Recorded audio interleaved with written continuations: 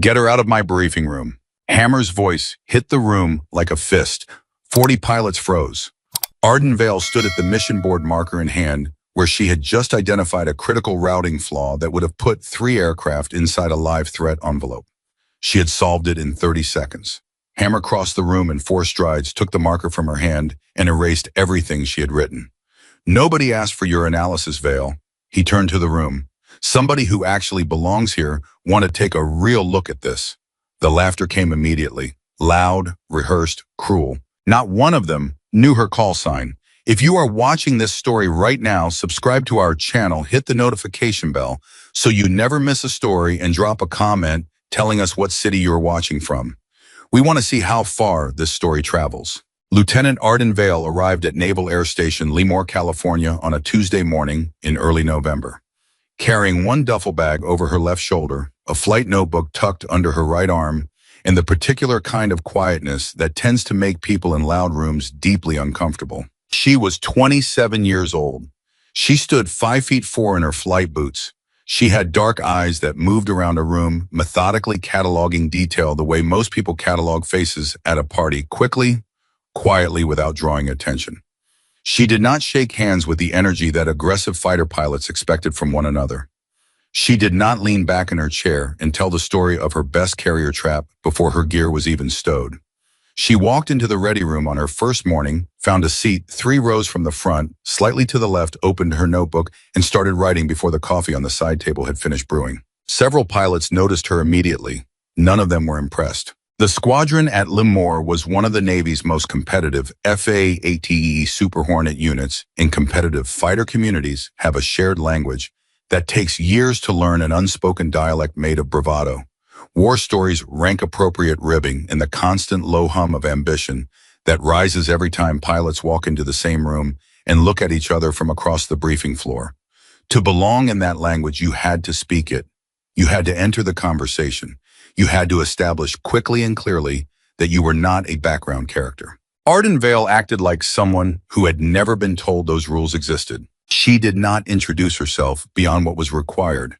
She did not brag. She did not find the corner where the lieutenants were running their informal debrief of the week's training sorties and insert herself with a clever observation about someone else's mistake. She went from the ready room to the simulator. From the simulator back to the ready room. She ate alone or with one other pilot, a smaller, quicker woman named Lieutenant Tessa Rowan, who had been in the squadron long enough to have formed her own opinions and short enough in patience for nonsense that she had very little interest in anyone else's. Her call sign was Switch. She did not explain it to newcomers. Within 4 days of Arden's arrival, the informal verdict was in. Technically qualified, obviously intelligent, but far too quiet to belong in a room full of aggressive fighter pilots. Someone had probably signed the wrong orders. Someone was going to discover sooner or later that the shy girl with the notebook was better suited to training command somewhere on the East Coast than to a fleet tactical unit at Lemoore. These conclusions were reached without evidence. They were stated with complete confidence. That was how it worked in a room full of people who were paid, among other things, for their certainty. Lieutenant Commander Brock Hensley was the loudest advocate for this position. His call sign was Hammer, and he had earned it in the way call signs are earned in fighter communities, not necessarily because he hit hard, but because once he decided something, he kept hitting until the thing broke, or everyone around him agreed. He was tall, broad through the shoulders, and had the particular quality of filling a room that comes not from physical size, but from a voice trained to project authority and a laugh that was always half a degree louder than necessary. He had been flying fighters for 11 years. He had done 2 deployments. He was respected genuinely by the junior pilots who studied the way he carried himself, the way pilots study everything, looking for patterns they could replicate. When he looked at Arden Vale on her first day, he saw someone who was going to require patient management. He began gently, the kind of gently that is not gentle at all. Vale, he said, on the second morning, when she was sitting across the planning table from him, and had not yet spoken during a 30-minute session that every other pilot in the room had contributed to at least once. This is a discussion. That means voices, plural. She looked at him steadily. I understand. Then you have something to add. Not yet. Hammer looked at the pilot next to him and said nothing. The look said everything. But that was not the moment that set the tone. That happened during the first full tactical briefing of the workup cycle, 6 days after Arden's arrival in a room of 40 people, including 2 senior weapons officers, 3 department heads, and Commander Silas Merrick, the squadron commanding officer who sat in the back row and rarely interrupted briefings, but watched everything with the particular quality of attention that is sometimes mistaken for inattention.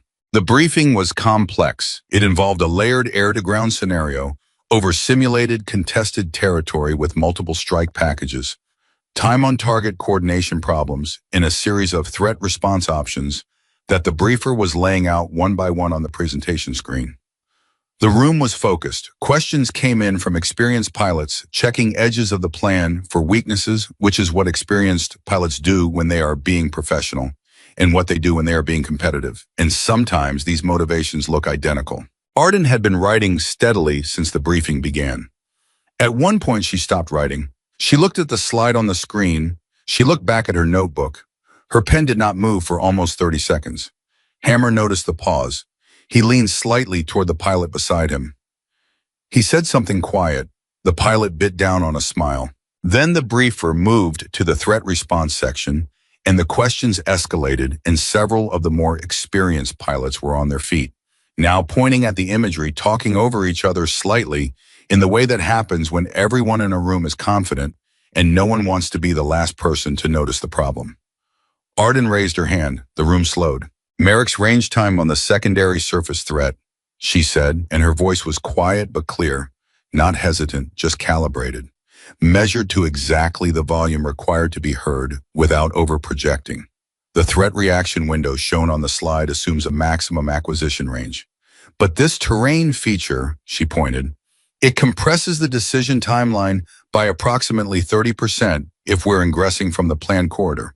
The package would be inside the envelope before the suppression element has cleared the threat. Silence. The briefer looked at the slide. He looked at the imagery. He said nothing for 3 full seconds. "She's right," said one of the weapons officers from the left side of the room. The briefer nodded slowly. "We need to rebuild the ingress routing." This should have been the moment. In a different room with different people, a catch that significant from a new pilot would have earned at minimum a grudging nod, a moment of recalibration. But the thing about rooms full of confident people is that confidence has a way of protecting itself. The briefer corrected the plan. The discussion moved forward. And Hammer, instead of acknowledging what had just happened, leaned back in his chair and said, in the voice of someone who has already made up his mind, "Vel, do you actually fly fighters, or do you just take notes about them?" The laughter came from 3 pilots. It rolled through the room like something rehearsed. Arden looked at Hammer directly for exactly 2 seconds. Then she closed her notebook. She did not respond. She did not smile. She did not look away first. She simply returned her attention to the screen as if the question had not been asked by anyone interesting enough to answer. Hammer felt the non-response like a small, irritating splinter, somewhere he couldn't quite reach. He would feel it for weeks. What no one in that room understood was that Arden's silence was not an absence of response. It was a choice, deliberate and practiced, made by someone who had learned years earlier that the people who needed to prove themselves loudly in the first 5 minutes were usually the people who had the most to prove.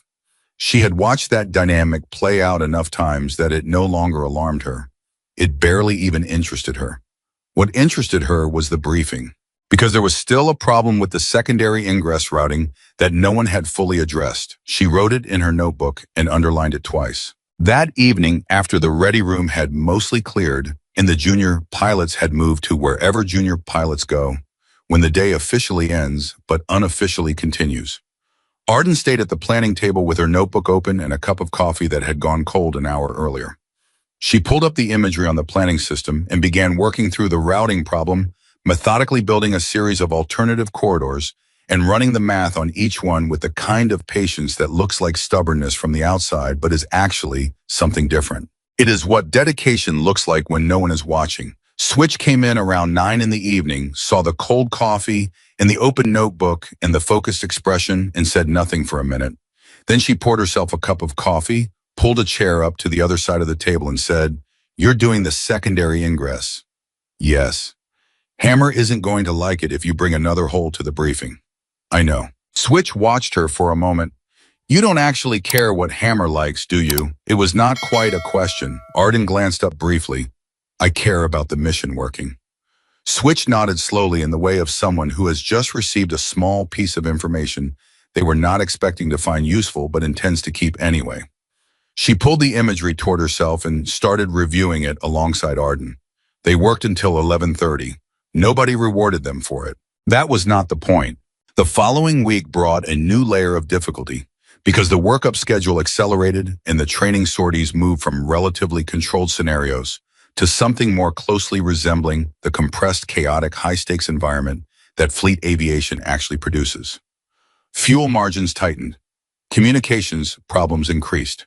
The scenarios assumed partial degradation of navigation systems and required pilots to fall back on fundamentals that some of them trained in an era of abundant technology had not practiced in years. Arden had practiced them last month.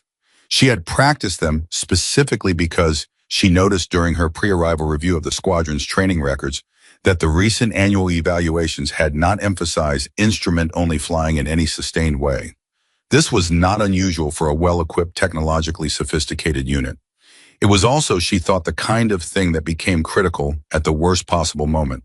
She mentioned this to Switch during a simulator session. Switch said, "You reviewed the training records before you got here." "Yes." "From home. I had access through the fleet portal." Switch stared at her. "Who does that?" Arden considered the question seriously. "Someone who knows they're going to be new in a squadron and wants to understand the environment before they arrive." Switch was quiet for a moment. Then she said, "You know that's not normal." "I know. Most pilots just show up." "I know that too." Switch looked at her for another beat and then turned back to the simulator controls and said nothing else, but there was something in her expression that had changed slightly, the way expressions change when someone revises a theory they thought they had locked down. The next simulator session brought a scenario that nobody was prepared for because that is precisely what well-designed simulator sessions do. The scenario involves simultaneous navigation system, degradation, and a communication link failure during a surface attack profile, which meant the pilots were operating in compressed airspace with limited shared situational awareness and no reliable external reference for their position. Most pilots in the session did what pilots are trained to do. They cross-checked, they communicated, they worked the problem. Some of them worked it well. A few of them got fixated on recovering the failed system instead of working around it, which is a very human mistake to make and a very expensive one in actual flight. Arden experienced the navigation failure and immediately cross-checked her remaining instruments. She identified the discrepancy within 11 seconds. The inertial navigation was feeding corrupted data, while her GPS and radar altimetry remained reliable.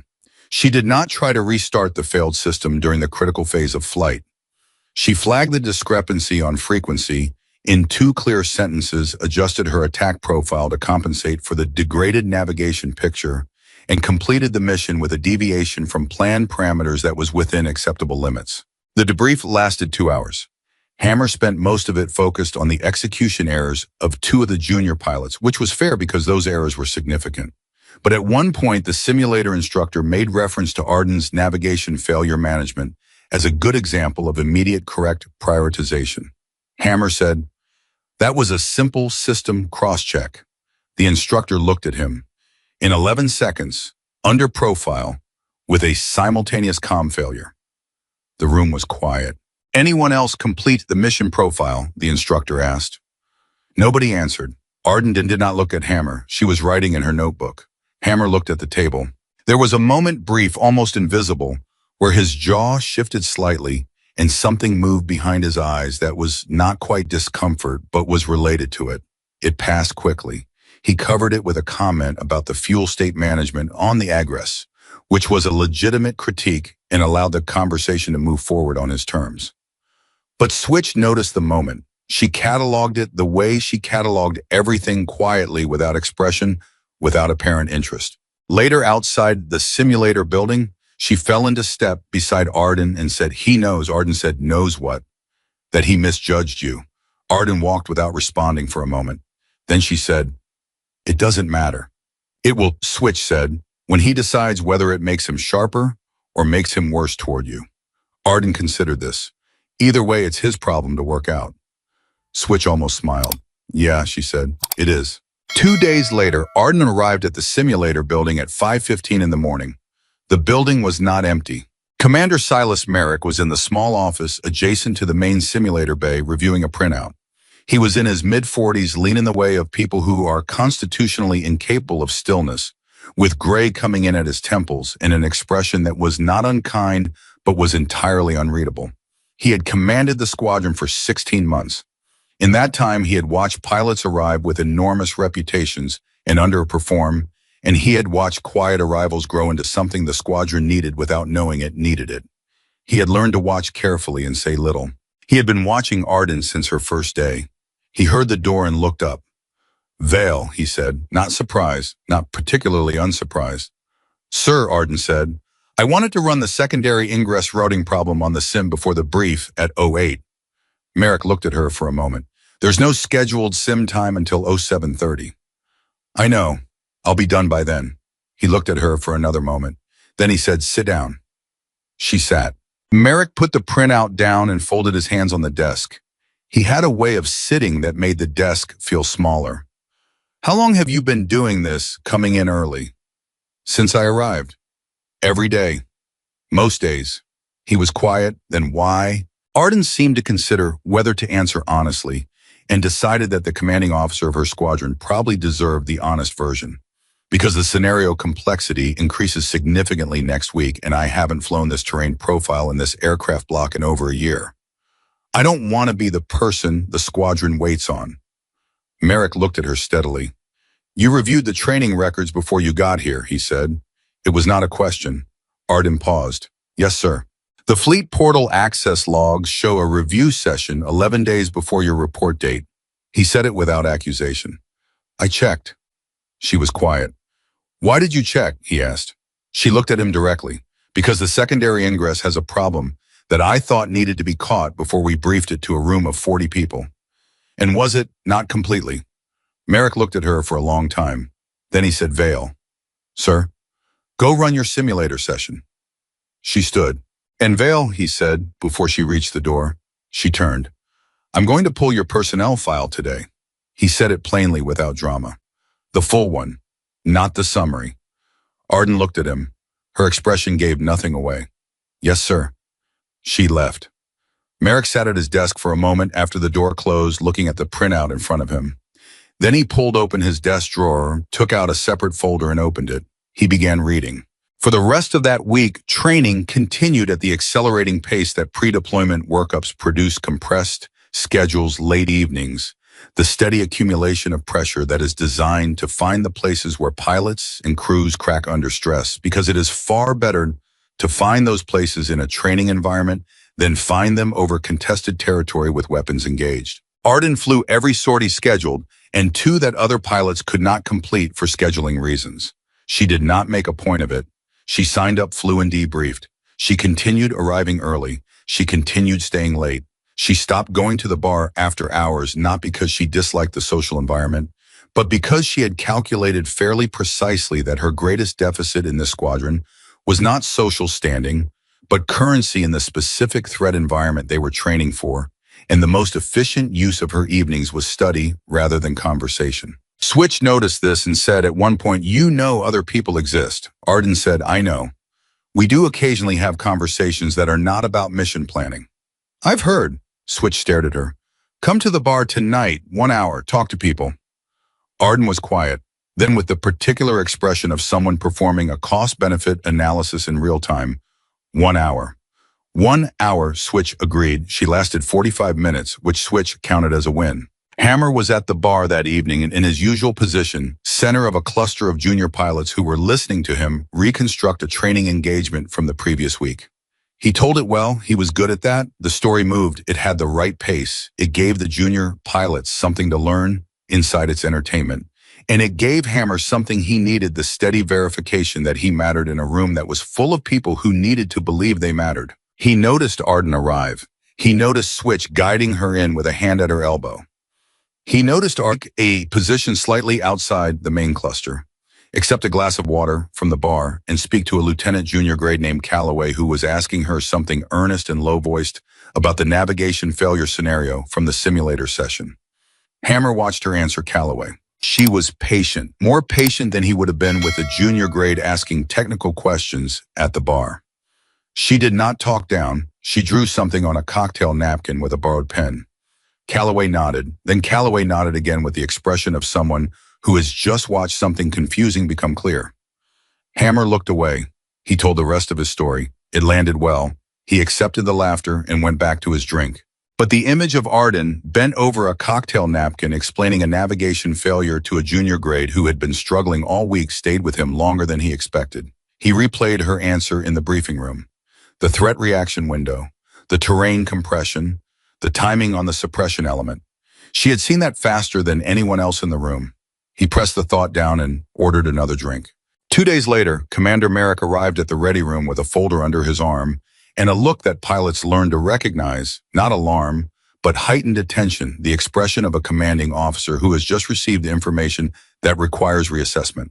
He sat down at the planning table. He said nothing for a moment. Then he looked at the scheduling board where the call sign column still read VL beside Arden's tail number. He looked at it for a long time. Hammer came in at that moment, coffee in hand, and followed the CO's eyes to the board. "Something wrong with the schedule, sir." Merrick looked at him. "No," he said. "I'm thinking about something." "About Vale." Merrick looked at the board again. "About what I didn't know," he said. Hammer frowned. "What does that mean?" "It means I pulled her full file," Merrick said. "Not the summary, the full restricted record." Hammer waited. "There are pages in that file," Merrick said carefully, "that I was not expecting." Hammer stared at him. "Pages about what?" Merrick looked at him directly, and for a long moment he said absolutely nothing, which was an answer of its own. "Sir," Hammer said, and his voice had shifted slightly, had lost some of the confidence it usually carried. "What kind of pages?" Merrick closed the folder. He stood. He said, "Pay closer attention," in the voice of a commanding officer who is giving an instruction, not offering a suggestion. Then he left. Hammer stood at the planning table alone, looking at the schedule board, at the single word where a call sign should have been, Vale. He had assumed since her arrival that the absence of a call sign was because she was new and hadn't yet had one assigned. In fleet communities, call signs were earned in training, sometimes through accomplishment and sometimes through embarrassing mishap, and newcomers occasionally arrived between units without one reflecting their current assignment. He had not considered the other possibility, that a call sign existed and had been deliberately omitted. He stared at the board, and for the first time since Arden Vale had arrived in his squadron, Lieutenant Commander Brock Hensley felt something he was not accustomed to feeling in a ready room. He felt uncertain. The question sat at the back of his mind for the rest of the week, like a frequency he couldn't tune out, always there underneath everything else, quiet and persistent. What pages? What kind of file required a full restricted pull from a commanding officer? What was in the record of a 27-year-old lieutenant who sat 3 rows from the front, took notes, arrived before sunrise, and had not since the day she walked in given a single person in this squadron a clear reason to take her seriously? What had she done that required those pages to be separate? Hammer did not ask Merrick again. He was experienced enough to know when a commanding officer's tone meant the conversation was over. But he began watching Arden differently, not with the lazy dismissiveness that had been his default since her arrival, but with the sharper, more deliberate attention of someone trying to solve a problem he did not have all the variables for. What he saw once he actually looked was not what he had decided to see. He watched her talk to Calloway again during a planning session.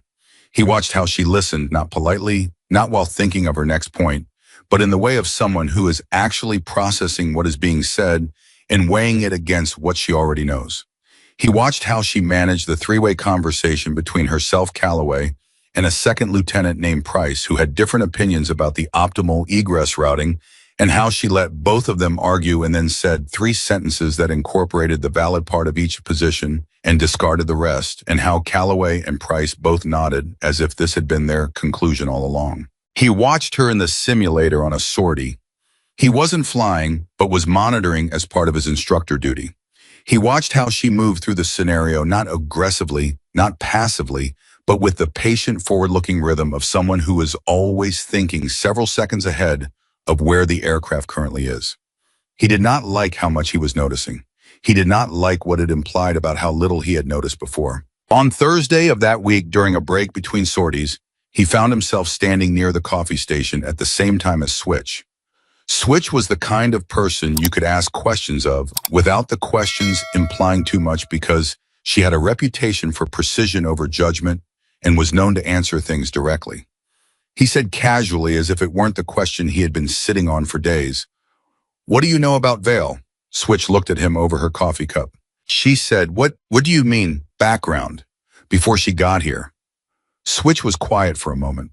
Then, why? Merrick pulled her full file, Hammer said there were pages he wasn't expecting. Switch continued looking at him. Her expression did not change. "And you want to know what's in the pages?" "I want to understand who she is." Switch put her coffee down. She looked at him directly and said in the voice of someone who has made a decision about how to answer, "I think you should ask her." Hammer stared at her. "Vale doesn't talk." "She talks," Switch said. "She just doesn't perform." She picked up her coffee. "There's a difference." She walked away. Hammer stood at the coffee station and looked at the wall, the difference between talking and performing. He replayed every interaction he had watched, every briefing, every debrief, every bar conversation he had observed from across the room, every question Arden had asked or answered or declined to answer, and tried to find the line between the two. He had been performing since he walked into this squadron 11 years ago. He had never once thought about the distinction. Somewhere in a hangar at Nas Lamore, inside the maintenance bay where the Super Hornet sat between sorties, a deck crew chief named Rodriguez was arguing with a quality assurance representative about a hydraulic anomaly. Neither of them knew that 2 days later that anomaly would surface during a training mission in weather that nobody had predicted correctly in terrain that offered very few good options, with a pilot whose fuel state would be tighter than the flight schedule had planned for, and that the quiet pilot everyone had spent 3 weeks ignoring would be the person who figured out how to bring everyone home. But that was 2 days away. Right now, Arden Vale was sitting in the simulator, running the secondary ingress routing for the 4th time that week, making the same turn she had been practicing since 5 in the morning. She was not trying to become Wraith. She didn't even think about that name unless she had to. She was trying to be ready. Because her father had told her, standing beside a crop duster in a Montana field when she was 14 years old, and the wind was coming in wrong, and the clouds were building to the west with the particular darkening that meant the afternoon was about to become something entirely different from what the morning had been. You can't control the sky, Arden. You can only control what you did before you got in it. She had written that in the first page of every flight notebook she had ever owned. She was on her 7th notebook now. The cover was worn. The first page always said the same thing. She ran the ingress turn again. The laughter was still in the air when Arden walked out of the briefing room. She did not slam the door. She did not look back. She walked the length of the corridor with the same measured stride she always used, turned the corner, and pushed through the side exit into the cold morning air. She stood there for approximately 4 seconds. Then she went back inside, walked to the simulator scheduling office, and signed up for the next available open block. That was how she handled it. That was how she had always handled it. Switch found her 40 minutes later in the simulator bay, already strapped into the trainer, with her knee board sorted and her pre-brief notes open on her knee. Switch stood in the doorway for a moment without speaking, looking at the back of Arden's helmet through the plexiglass. Then she opened the door and said, "You know what he did was out of line." Arden did not look up from her notes. "Yes." Merrick was in the room. "I know, and he saw the whole thing." "I know that too." Switch crossed her arms. "So you're just going to sit in a simulator?" Arden finally looked up. Her expression was not wounded, and it was not hardened. It was simply resolved, the way a person looks when they have made a decision that cost them something, but that they are not going to reverse. "Hammer erased my work," she said. "That doesn't make the routing problem disappear. It still exists. Someone needs to solve it before we brief the full package." Switch stared at her. "Are you going to help me?" Arden said. "Or are you going to stand in the door?" Switch pulled up a seat. They worked for 2 hours. What Switch understood about Arden in pieces, in increments over those 2 hours, was something she could not have explained to anyone in the ready room in language they would have accepted. It was not that Arden was exceptional in the ways fighter pilots typically celebrated. Not louder, not more aggressive, not more visually dramatic in the cockpit. What she was in a way Switch was still learning to name was structurally different in how she processed a problem. Most pilots, even excellent ones, worked a problem forward. Here is where I am, here is where the threat is, here is what I do next. Arden worked simultaneously forward and backward. She was always asking not just what position an aircraft currently held, but what position every aircraft would hold in the next 6 seconds, the next 12, the next 30. And she was doing this for multiple aircraft at once, including her own, including threats, including friendlies, who might drift from their briefed parameters, including the terrain that would constrain everyone's options as the mission developed. It was like watching someone play three-dimensional chess while everyone else was playing checkers, and she had no idea how unusual it was. That was the part Switch couldn't get over. Arden had not arrived at Limor with a performance prepared. She was not trying to impress anyone. She had not calculated that this particular skill set would make people respect her. She simply operated this way because it was how she had taught herself to fly incrementally over years in the aftermath of one bad engagement in advanced training that she had then spent an entire night reviewing. Switch knew this because she had finally asked, directly because that was Switch's method. When did you start thinking ahead of the aircraft? Arden looked at her. I don't understand the question. Yes, you do. A pause. Advanced training, Arden said. I lost a simulated engagement because I fixated on one threat and forgot about everything else. My instructor killed me in about 4 seconds. I watched the recording for 6 hours. And I realized that my strongest instinct, total concentration, was also my biggest vulnerability. So I started practicing seeing everything at the same time. How long did that take to learn? Arden thought about it seriously, which was what she did with all questions she actually respected. I'm still learning it, she said, but it started working reliably about 18 months in. Switch absorbed this. Then she said, Hammer has no idea what he's looking at. Arden was quiet for a moment. Most people don't. That's not his fault. Switch looked at her sharply. He erased your work in front of 40 people. Yes, Arden said, that part is his fault. Switch almost laughed. She did not, but it was close. The routing solution they built that afternoon was cleaner than the original plan by a significant margin. It reduced the time the strike package spent inside the compressed threat envelope by 38% and eliminated the suppression timing problem entirely by shifting the ingress axis by 11 degrees. It required slightly more fuel on the egress, which meant the package would need to tighten its recovery sequencing, but that was a manageable constraint compared to the alternative. Arden wrote the brief summary in her notebook and filed a planning note through the formal documentation channel that night, attributed to both herself and Switch without drama, without covering language, without any of the political softening that junior officers are typically advised to apply when submitting corrections to plans developed by senior officers. It was correct. It needed to be in the record. She put it there. Hammer found it the next morning. He read it standing at the planning station with his coffee going cold in his other hand. He read it twice. He looked at the mathematics. He looked at the terrain overlay. He looked at the timing comparison between the original plan and the revised one. His jaw moved. He said nothing. But Merrick was watching from across the room, and when Hammer set the document down and walked away without acknowledging it, Merrick picked it up. He read it carefully. He read it the way he read everything Arden produced, with that quiet, accumulating attention that was slowly building into something. He set the document down. He went to his office and opened the folder he had pulled 2 days earlier. He turned to a specific section, the restricted operational evaluation from Arden's previous assignment, and read 3 paragraphs he had already read 4 times. He turned to the final page. He looked at the single word at the bottom of the last paragraph where the evaluating officer had written a summary observation that was unusual in its directness, because operational evaluation summaries were typically written in the careful, hedged language of institutional documents, and this one was not. The word was not Arden's name. Merrick looked at it for a long time, then he closed the folder. He did not put it back in the drawer. He kept it on his desk. That same week, the workup schedule pushed into its most demanding phase, and the squadron was flying twice daily with planning sessions, bracketing each sortie block. The fatigue was real, the kind that settles behind the eyes and in the shoulders and makes small errors more frequent. which was partly the point because you needed to know what your pilots did when tired before you trusted them in conditions that would make tired look like a luxury. Arden flew every sortie. She also, during this period, did something that nobody asked her to do, and nobody initially noticed she was doing. She began spending time with the junior pilots in the squadron. Not the aggressive, confident ones who were already competing for profile in the ready room, but the quieter ones, the ones who were still working out how to ask questions in a community that sometimes treated questions as evidence of weakness.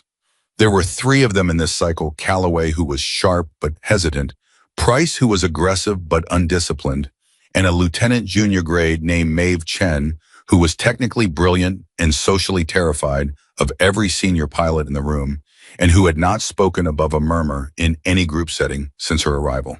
Arden noticed Chen first. She noticed her the same way she had been noticed, or rather not noticed, on her own first days. A quiet person in the back of a loud room, absorbing everything, contributing nothing, not because she had nothing to offer, but because the room had already made its judgment and she had no language for challenging it. She pulled Chen aside after a planning session that Chen had sat through in complete silence despite having the most current experience with one of the threat systems being discussed. "You know the threat picture better than anyone in that room," Arden said. Chen looked at her. "I'm a JG. That doesn't change what you know." Chen was quiet then. "Nobody's going to listen. You don't know that yet. I have a pretty good idea." Arden looked at her for a moment. Then she said something that was not inspirational and was not a speech and was not the kind of thing that gets written on a poster. She said, "The first time I spoke up in a briefing at Lemoore, a lieutenant commander asked me in front of 40 people whether I actually flew fighters or just took notes about them." She paused. "Speak anyway." Chen stared at her. Arden said, "What's the threat acquisition timeline on the system they were briefing?" Chen told her. She knew it precisely to within a half-second margin, and her reasoning was technically exact. Arden said, "Tomorrow, say that, exactly that." Chen said nothing. But the next day in the planning session, when the threat timeline came up and 2 senior pilots were arguing about a figure that was slightly wrong, Maeve, Chen said quietly but clearly, "The acquisition timeline is 4.3 seconds at maximum range. It compresses to 2.8 inside 30 nautical miles." The room paused. The briefer checked his reference. He looked up. "That's correct." The senior pilot, who had been arguing, revised his position without acknowledging Chen directly, which was a kind of institutional rudeness so normalized in competitive environments that most people didn't even register it as rude. Arden registered it, but she also registered Chen's face, the barely visible shift of expression, the moment when a person realizes for the first time that the knowledge they have been carrying in silence is actually worth something in the world outside their own head. That moment mattered. It mattered more than most of what happened in official debrief channels that week.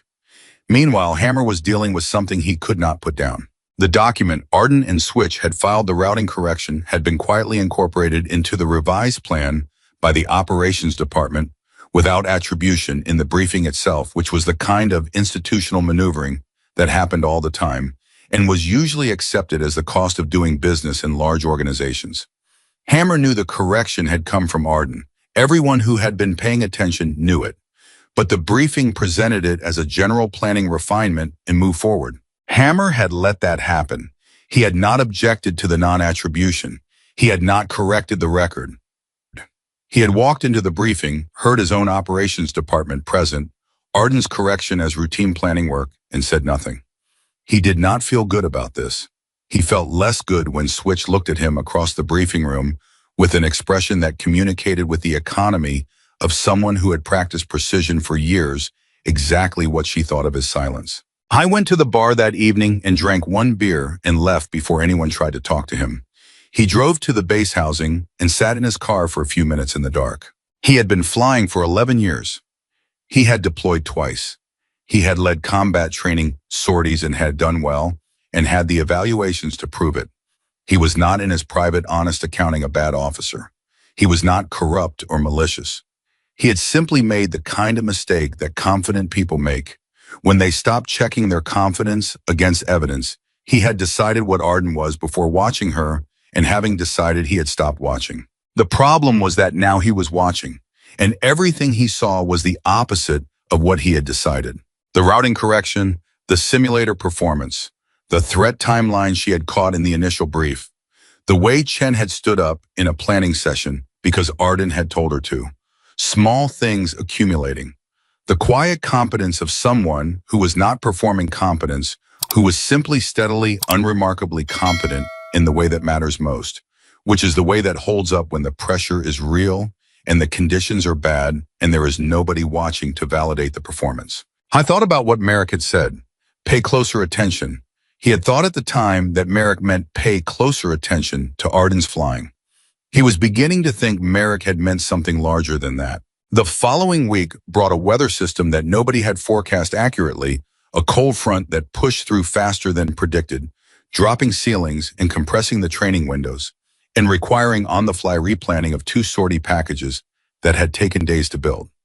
The kind of problem that a well-organized squadron manages and a poorly organized squadron panics over, and the difference between the two outcomes usually comes down to which pilots are able to shift from executing a plan to improvising within constraints without losing their nerve or their situational awareness. Arden was in the duty officer seat when the weather call came in.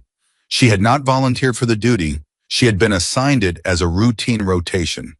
She was sitting with the weather data and the fuel state sheets in the sortie schedule when the report came that the front was moving faster than predicted and the primary range was going to close within the hour.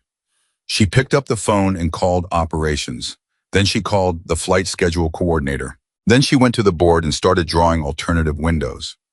Hammer came in 20 minutes to the replanning effort already in his flight gear and stopped when he saw the board. 3 alternative schedule windows with fuel options annotated for each, with threat range timing adjusted for the compressed weather window, with recovery sequencing that accounted for the ceiling restrictions that were now in effect. Arden was on the phone talking to the range control authority in a voice that was calm and clear and completely unhurried. Hammer looked at the board. He looked at it the way he had learned to look at things this week, actually looking, not confirming what he had already decided. She had done in 20 minutes what would have taken him 40, and she had not done it to impress anyone. She had done it because it was her duty day, and this was the problem in front of her, and solving it was the job. When she hung up the phone and turned around, Hammer was still standing there. He said, "The secondary window on the board, does the fuel state account for the extended ground hold?" She looked at the board.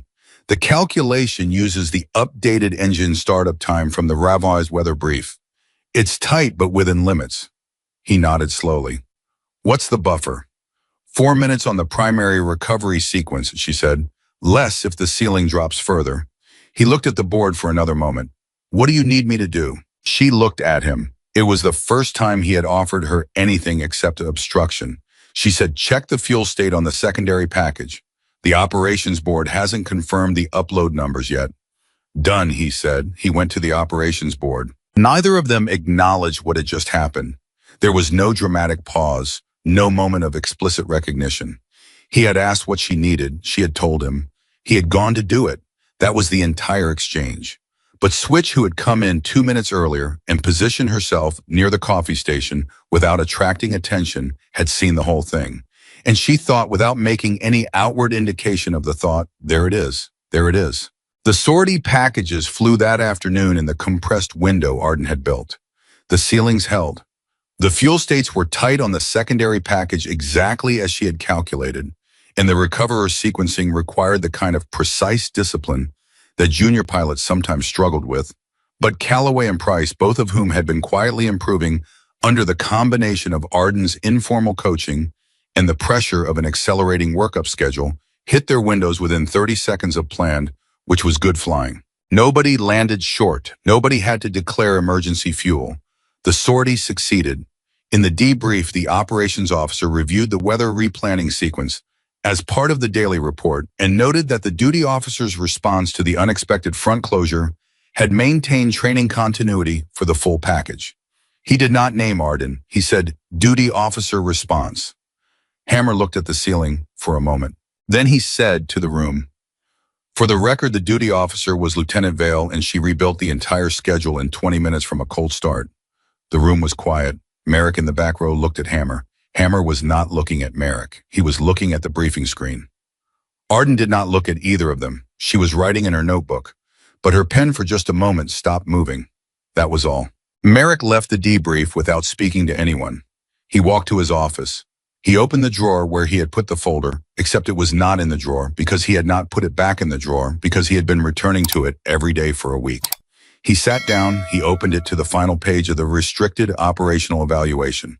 He read the last paragraph again. The evaluating officer, a commander whose name Merrick recognized from joint publications, had written the pilot designated in this evaluation demonstrated in conditions of active mission, degradation, and crew distress, a capacity for distributed situational awareness under extreme time and fuel pressure that this office has not observed at this frequency or consistency in an aviator at this experience level.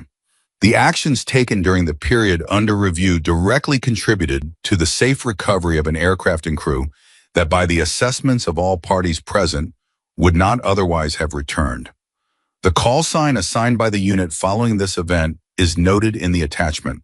Attribution has been withheld at the request of the evaluated pilot. Merrick turned to the attachment. One word. He had read it 6 times now. It still landed the same way. He closed the folder. He opened his desk drawer and took out a dry erase marker.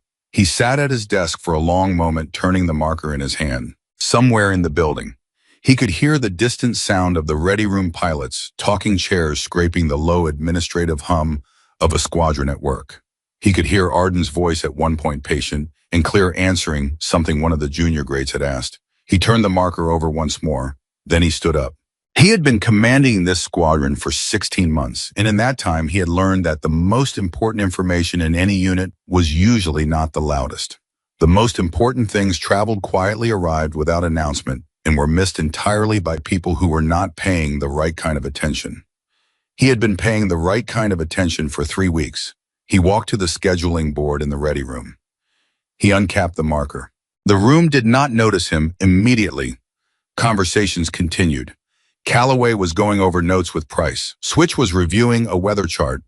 Hammer was standing near the back of the room, talking to the operations officer about the following day's sortie sequence. Arden was at the planning table.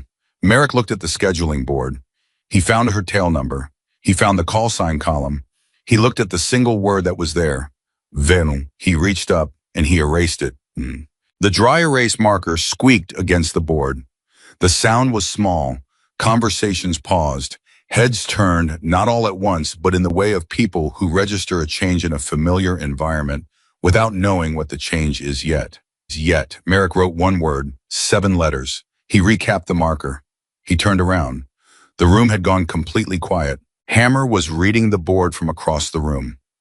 His expression had changed. Something had moved through it rapidly, a kind of recognition that looked almost like impact, the face of someone who has just understood something they were not ready to understand. Switch looked at the board. Her expression did not change. But her eyes moved to Arden. Arden was still at the planning table. She was not looking at the board. She was looking at the table surface, and her pen was in her hand, and she was very still in the way of someone who knew something was happening and had chosen to give it exactly the weight it deserved, which was not none, but was not everything either. Merrick said nothing. He went back to his office. The room was silent for a long moment. Then Hammer said from across the room in a voice that was different from any voice Arden had heard him use before, not commanding, not dismissive, not performing veil. She looked up. He was reading the board. Wraith, he said, not a question, a recognition, like a man saying the name of a place he has heard of but never expected to find himself standing in. You're Wraith. The word landed in the room like something physical. Switch watched Hammer. She watched Arden. Arden looked at him for a moment. Then she looked back down at her notebook, and she said quietly, with no drama and no performance, and no trace of the satisfaction she might have been entitled to after 3 weeks of being dismissed in this room. Yes, sir. The pen began moving again. The word stayed on the board all night. Nobody erased it. Nobody moved it. Nobody questioned whether it belonged there because the silence that had followed Merrick's marker had communicated something that words would have made smaller.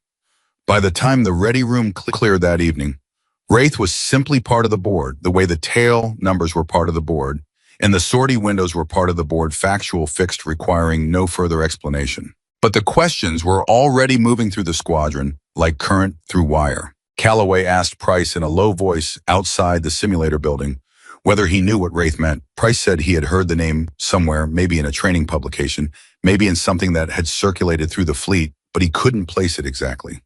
Chen said nothing but went back to her quarters and pulled up every after-action summary she could access through the fleet portal, searching for a reference, finding fragments, finding the edges of something that had been deliberately kept vague. Switch said nothing to anyone that evening. She already knew. She had known for 2 weeks, pieced together from 3 separate conversations with pilots at her previous squadron who had been adjacent to the deployment in question, not present, not directly involved, but close enough to have heard the radio traffic that night and to have understood, in the way aviators understand things that happen at the edge of their operational awareness, that something unusual had occurred and that the pilot responsible had not wanted the credit. She had put it together 11 days after Arden's arrival.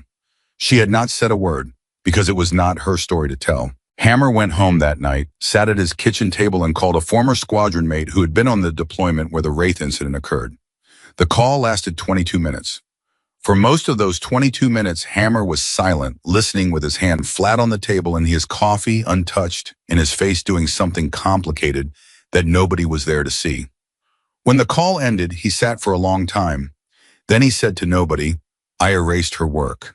He said it the way a person says something, when the weight of it has finally arrived at full size, when the intellectual understanding of a mistake becomes something physical and located in the chest. He had erased her work. He'd done it in front of 40 people.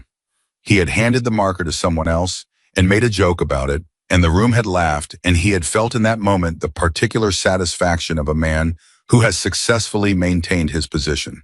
What he had actually maintained was his ignorance. He understood that now. He did not sleep particularly well.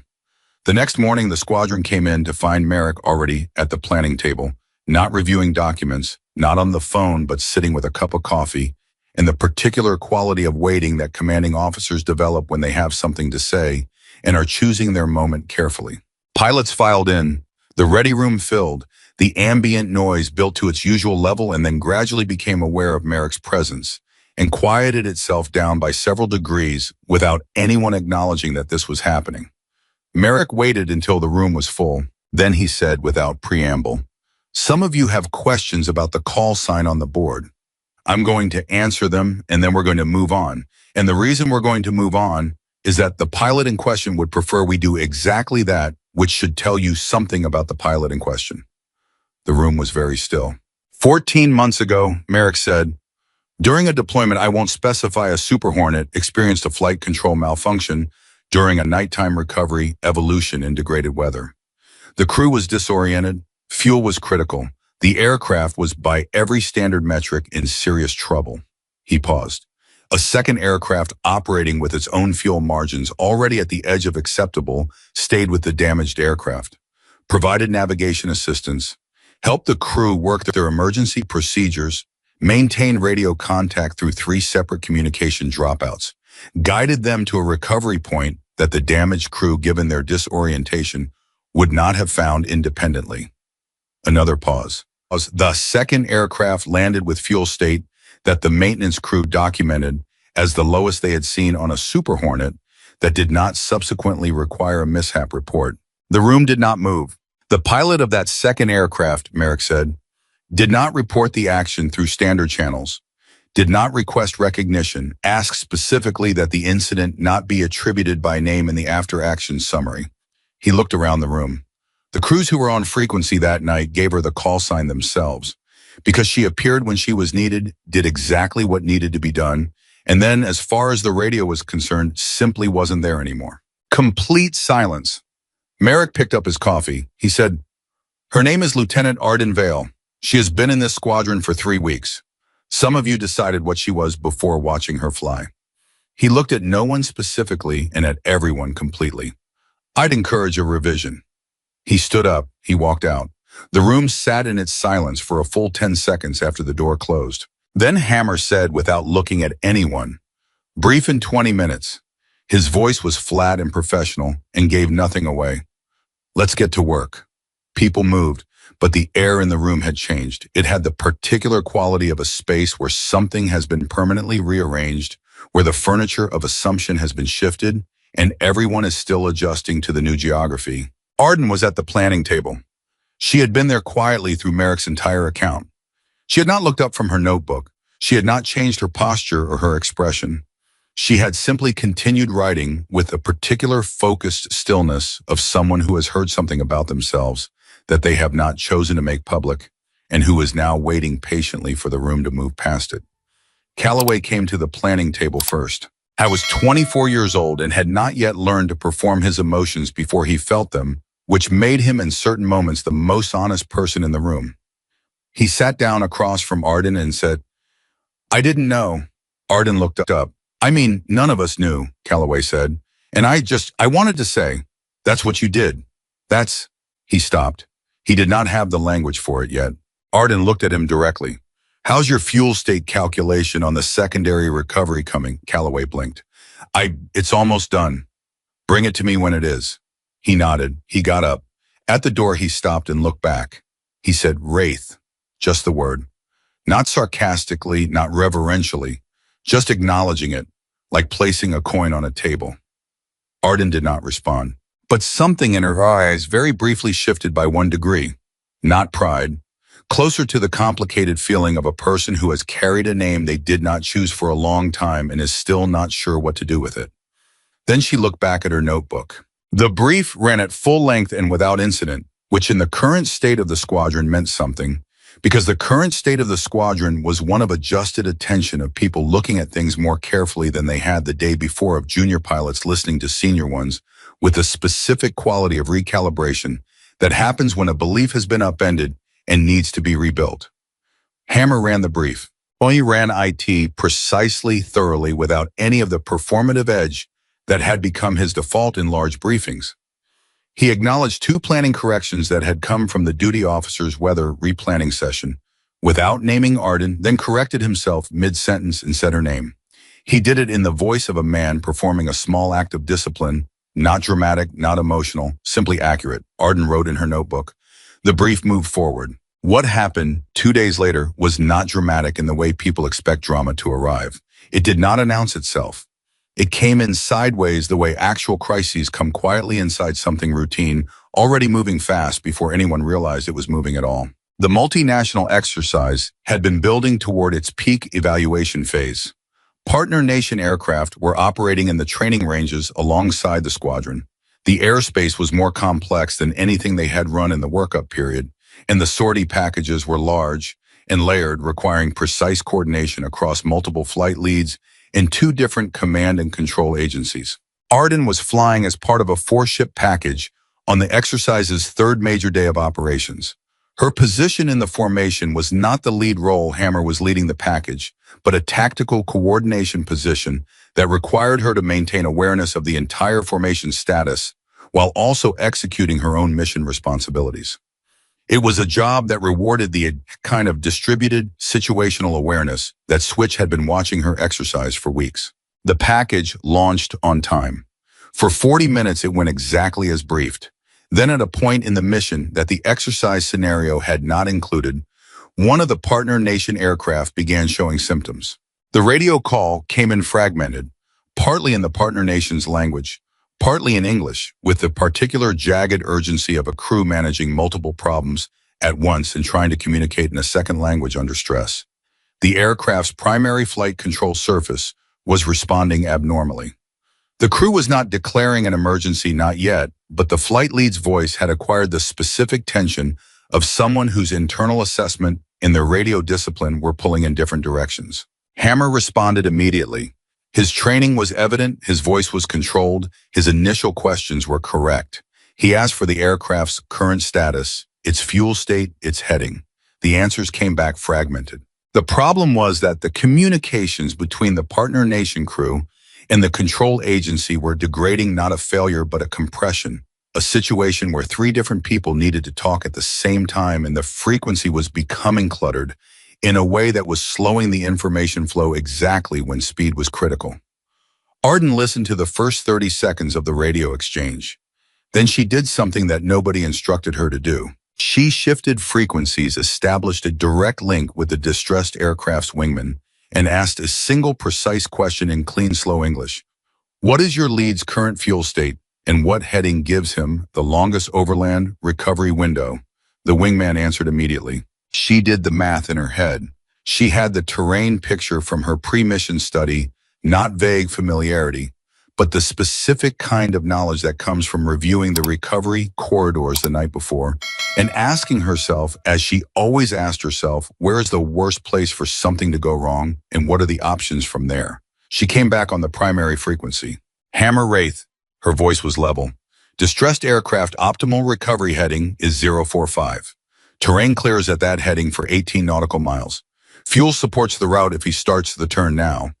A half-second pause. Hammer said, confirm 045. Confirmed, he needs to start now. Hammer relayed the heading. The distressed aircraft turned. What followed was 11 minutes of compressed, demanding, intensely focused radio work. Arden, maintaining the direct link with the wingman, while Hammer coordinated with the control agency, the two of them operating on parallel tracks that were feeding each other information without stepping on each other's communications, a kind of aerial two-part harmony that neither of them had rehearsed and that required each of them to trust the other's judgment in real time without verification. There was a moment 8 minutes into the recovery where the control agency came back with an alternative routing that was geometrically shorter, but that crossed terrain that Arden's pre-mission review had flagged as problematic in degraded visibility. The visibility was now degraded. She said on the command frequency clearly, negative on the alternate routing. Terrain clearance is not sufficient in current conditions. The control agency pushed back. Arden said, I have the terrain picture from tonight's brief. The alternate route requires minimum ceiling of 4,000 feet. Current ceiling at that point is 2,800. The original routing is the safe option. Silence on the frequency. Hammer said, Wraith is correct. Original routing. Continue. The control agency complied. 4 minutes later, the distressed aircraft crossed into the recovery pattern with fuel sufficient for one approach. 1. It landed on the first attempt. The crew shut down on the runway because the fuel state was critical enough that taxiing to the ramp was a decision that required authorization. They were safe. The debrief that evening was long and thorough and attended by personnel from 3 different organizations. The partner nation liaison officer spoke at length about the communications management during the recovery and at one point asked directly who had established the direct link with his aircraft's wingman in the early phase. Hammer said without hesitation, Lieutenant Vale, call sign Wraith. The liaison officer looked at Arden. He said something in his own language, first then translated it himself. In our Air Force, we have a phrase, the pilot who is quiet in the briefing room and loud in the emergency. We say this person has the right kind of voice. He paused. She has the right kind of voice. Arden looked at him. She said, your wingman gave me everything I needed. He was precise and calm. Thank him. The liaison officer nodded. He wrote something in his own notebook. The debrief continued. Merrick sat in the back row and did not speak during the formal session. He had a folder open on his knee, the same folder he had been carrying for 2 weeks, and he was not reading it. He was watching Arden navigate the debrief with the same quality he had been watching her navigate everything else, without performance, without positioning, without any apparent interest in managing how she appeared. He thought about the line in the restricted evaluation, a capacity for distributed situational awareness, under extreme time and fuel pressure, that this office has not observed at this frequency or consistency in an aviator at this experience level. He had read that line 9 times now. He now knew what it looked like in practice. What happened next was not planned by Merrick. It was not a ceremony or a formal recognition or the kind of staged moment that gets commemorated in squadron photos. It happened the way the most real things happen, almost accidentally in the middle of something else without announcement. The debrief wrapped. People began gathering notebooks and water bottles and moving toward the door. The room was loud again with the particular post-exercise energy of people who have been through something demanding and come out the other side. That combination of release and residual focus that takes an hour to fully dissipate. Merrick walked to the front of the room. He uncapped his marker. I went to the exercise assignment board where the sortie packages were listed with their flight leads in tactical positions and mission numbers. He found the entry for the distressed aircraft recovery. He added a notation in the tactical coordination column. 1 word. Then he stood back. The room noticed the addition gradually, the way rooms notice things not all at once, but in waves, person to person, a small ripple of attention moving from the front to the back. Switch read it first because she was closest. She read it and looked at Arden. Calloway read it and said nothing but put his hand briefly on Price's arm and pointed, and Price read it, and his expression did the thing that young pilots' expressions do when they understand for the first time that the person standing next to them in the ready room is someone they will tell stories about for the rest of their career. Hammer read it last. He stood in front of the board for a moment with his coffee in his hand and his jaw set in the specific way of a man who is processing something that confirms what he already knew, but that still lands harder than expected. The notation read, Wraith primary navigation and recovery coordination. Aircraft and crew recovered safely. Below it in Merrick's handwriting, a single line actions, consistent with previous documented performance. Attribution noted for record. Hammer turned around. Arden was at the back of the room talking to Chen, who had been on a different sortie package but had come to the full debrief because Arden had asked her to attend as a learning event. Arden was explaining something, drawing on a napkin, the way she did the same patient deliberate communication she used with every junior pilot who asked her something real. Hammer crossed the room. He stopped in front of her. Chen stepped back instinctively. Hammer looked at Arden for a moment. He had been thinking for 2 days about what he was going to say when this moment came. He had drafted versions. He had discarded them. He had concluded finally that the only language available for this kind of thing was the simplest. He said, I decided who you were before watching you fly. Arden looked at him. That was wrong, he said. He did not expand on it. He did not soften it or contextualize it or add the qualifying clauses that people add when they want to apologize without fully giving ground. He said it plain and stood in it. Arden held his gaze for a moment. Then she said, a lot of people do. That doesn't make it acceptable. No, she agreed, it doesn't. They looked at each other. Hammer said, the routing correction you filed on day 2, the navigation catch in the first brief, the weather replanning. He paused. I saw all of it. I know you did. I didn't say anything. I know that too. Another pause. Hammer said, I'm saying something now. Arden was quiet for a moment. Then she said in the voice of someone who has thought carefully about the difference between accepting an apology and pretending the injury did not occur, I heard you. It was not forgiveness offered wholesale in an instant. It was the beginning of something, the first careful step on a surface that had been broken and was being tested for weight. Hammer nodded. He left. Chen watched him go, then looked at Arden. What just happened? Arden looked at the board across the room at the entry with Wraith written in Merrick's handwriting. She said the room changed. Chen looked at the board, then at Arden. Because of what you did in the recovery. Because of what everyone did, Arden said. Your wingman partner. The control agency that adjusted their routing. Hammer holding the frequency open while I worked the direct link. She paused. No one recovers an aircraft alone. Chen absorbed this.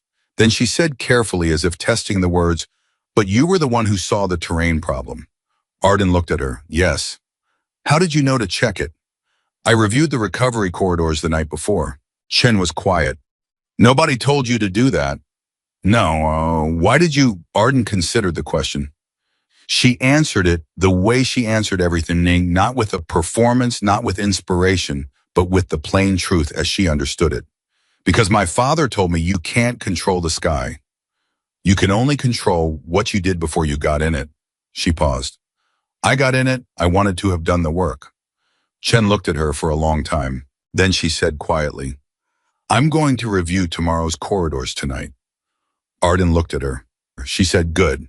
That night, the squadron had an informal gathering that was not quite a celebration and not quite a debrief, but was somewhere between the two. The kind of gathering that forms naturally after a high-stakes event has resolved safely, and the people involved need to be in the same room together to complete the process of coming down from it. Arden went. Switch made sure of it, appearing at Arden's door with her jacket in a look that communicated non-negotiability, and Arden went without argument because she had learned that some battles were not worth the energy required to fight them. The bar was loud and warm. Arden took her usual position slightly outside the main cluster water, in hand close enough to be present but not deep enough to be the center. Except that tonight the main cluster had rearranged itself slightly. People kept drifting toward her edge. Not dramatically, not as a group, but individually, a pilot she had spoken to twice before finding a reason to stand nearby. Calloway appearing with a question that was technically a question, but was actually an excuse to be in the conversation.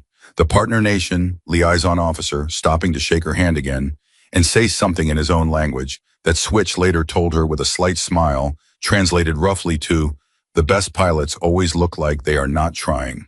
Arden endured this with the expression of someone undergoing a procedure they understand is necessary.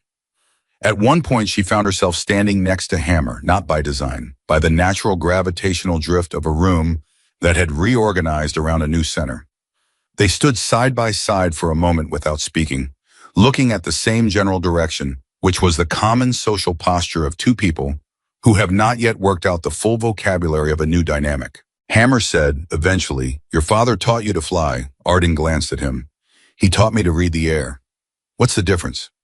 She was quiet for a moment. "Flying is mechanics. Reading the air is understanding that the aircraft is the smallest part of the system." Hammer thought about this. "Montana, right? That's where you grew up. Outside Great Falls. Crop dusters. He maintained them, repaired them. I grew up in the hangar." Hammer nodded slowly. He said, "I grew up in Phoenix. My father sold insurance." Arden looked at him. He almost smiled. "Yeah, I know." She said, "Did you always want to fly fighters?" "Since I was 6, he said. "Air show, F-16 solo demo. Straight up to 8,000 feet in about 4 seconds. He shook his head. "Never wanted anything else." Arden nodded. "What do you want now?" He looked at her. "From the squadron," she clarified. "What do you want it to be?" I was quiet for a moment. Then in the voice of someone accessing something honest, "I want it to be the best unit these pilots have ever been part of. I want them to look back in 20 years and know this is where they learned what real flying means." Arden said, "Then we want the same thing." Hammer looked at her.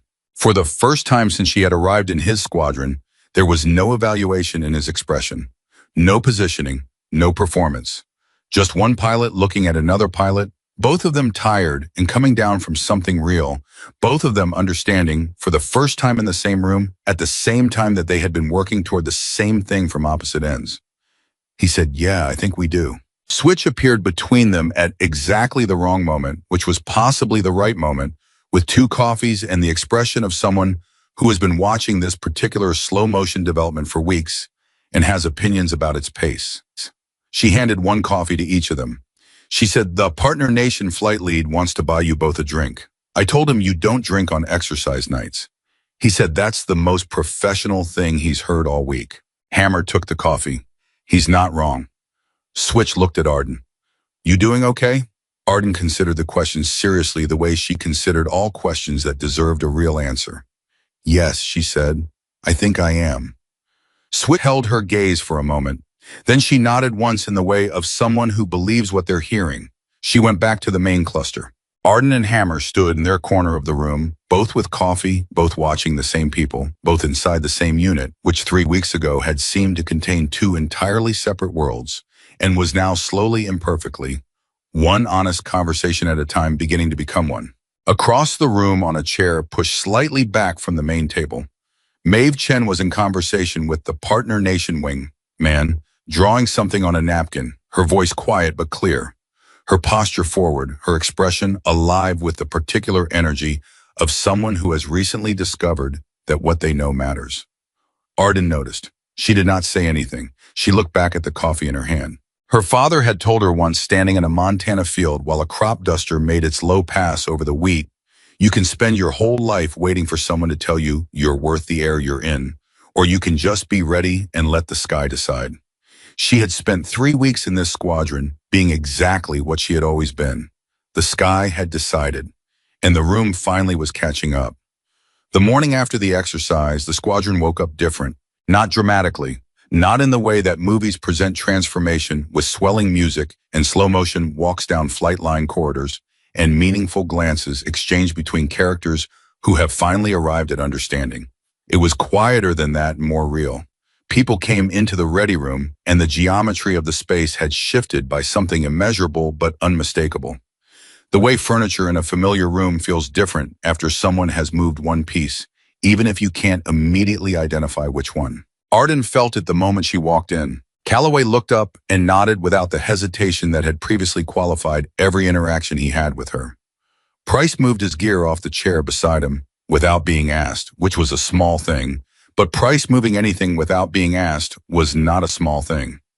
Chen was already at the planning table with her quarter review open, and when Arden sat down across from her, Chen slid the review toward her without a word, in the manner of someone presenting work to a person whose opinion they have decided to value. Arden read it. She made 2 notations. She slid it back. Chen looked at the notations. He looked at Arden. She said, "The second one, I almost caught that myself." "You would have," Arden said. "Give it another pass before the brief and you'll see it." Chen looked at the notation again. Then she nodded and turned back to the document with the focused expression of someone running a specific search, and 30 seconds later, she said quietly to herself, "There it is." That was the first 3 minutes of the morning. It set the tone for everything that followed. The workup schedule had entered its final phase before the formal evaluation period, which meant the sorties were longer. The scenarios were more complex, and the margin for the kind of institutional softness that accumulates in any unit over time had essentially disappeared. Merrick ran the schedule with the precision of a man who understood that the evaluation was not the goal. The evaluation was the proof of the goal, and the goal was a squadron capable of performing when the conditions were worst and the stakes were real. He had begun including Arden in the morning planning sessions. Not officially, not with a formal designation. He simply started appearing at the planning table at the same time she did, which was early in asking questions in the way that commanding officers ask questions when they are not looking for information, but are shaping the direction of a conversation by the questions they choose to pose. "Walk me through the threat timeline on the northern corridor," he said on the first morning of the final phase. Arden walked him through it. He asked 3 follow-up questions. 2 of them were about contingencies she had already planned for. The third was about a scenario she had not considered, and she said so directly, and then worked through the contingency in real time while he watched, and her analysis was incomplete in one respect and correct in all others, and she identified the incomplete part herself before he pointed it out. He said nothing about that, but the next morning, he was at the table again. And the morning after, Hammer noticed this. He noticed it with a specific quality of attention that was different from jealousy. Though jealousy was present, honest accounting required him to admit that, and more like the recognition of a man watching a process he had been excluded from by his own earlier choices. He had spent 3 weeks dismissing Arden. In those 3 weeks, Merrick had been watching her. The CO had seen everything Hammer had refused to see and was now acting on that information. And Hammer was standing on the outside of a professional relationship that he could have been part of if he had paid the right kind of attention when it mattered. "I made a decision." He went to the planning table on the 4th morning of the final phase before Merrick arrived, before anyone else was in, and sat down across from Arden with a coffee in each hand. He set one in front of her. She looked at it. She looked at him. He said, "I want to understand how you think about the threat timeline on the northern corridor." She studied him for a moment, not suspiciously but carefully, in the way of someone assessing whether a question is being asked because the asker wants the answer, or because the asker wants something else. Whatever she found in his expression satisfied her. She opened her notebook. They worked for an hour before anyone else arrived. When Merrick came in and found both of them at the table, he stopped in the doorway for approximately 1 second. His expression did not change. He got coffee. He sat down at the end of the table. He said, "The secondary threat egress. Walk me through it." Hammer said, "Arden's been revising the timing." Merrick looked at Arden. She looked at the notebook. She walked them through it. That morning had a different quality from all the mornings that had preceded it, not because the work was different, but because the people doing it had reorganized themselves in a way that was functional, rather than performative, and functional was what the final evaluation phase required. What nobody in the planning session knew was that the final evaluation phase was going to deliver something the scenario writers had not included. 2 days later, during the most complex sortie package of the entire workup cycle, a large force employment exercise involving 12 aircraft, 2 command and control agencies' partner nation assets, in a layered threat environment that required precise coordination across 3 different frequency bands, a problem developed that had nothing to do with the scenario. It began with a radio call from Callaway. I was flying the number 3 position in the second force ship, a tactical position that required him to maintain formation discipline while also managing his own sensor picture, and he had been performing well better than anyone had expected, given his hesitancy in the early weeks. His voice on the radio had gotten cleaner, more precise shaped, partly by the coaching Arden had given him informally, and partly by the accelerating demands of the workup schedule, which had a way of compressing development timelines simply by making the alternative not developing too expensive. The radio call was 2 words: fuel state. It was not an emergency declaration. It was the kind of transmission that a pilot makes when something in the numbers has shifted and they are flagging it before it becomes critical rather than after.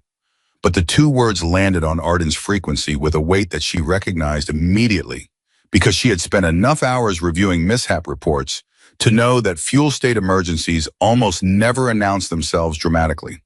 They arrived in precisely this way: a quiet flag, a number slightly worse than expected, a margin that was still within limits, but trending in the wrong direction at exactly the wrong point in the mission. She came up on the frequency. Callaway Wraith, say fuel state. He gave the number. She ran the calculation in her head while simultaneously maintaining her own position in the formation. The number was not critical.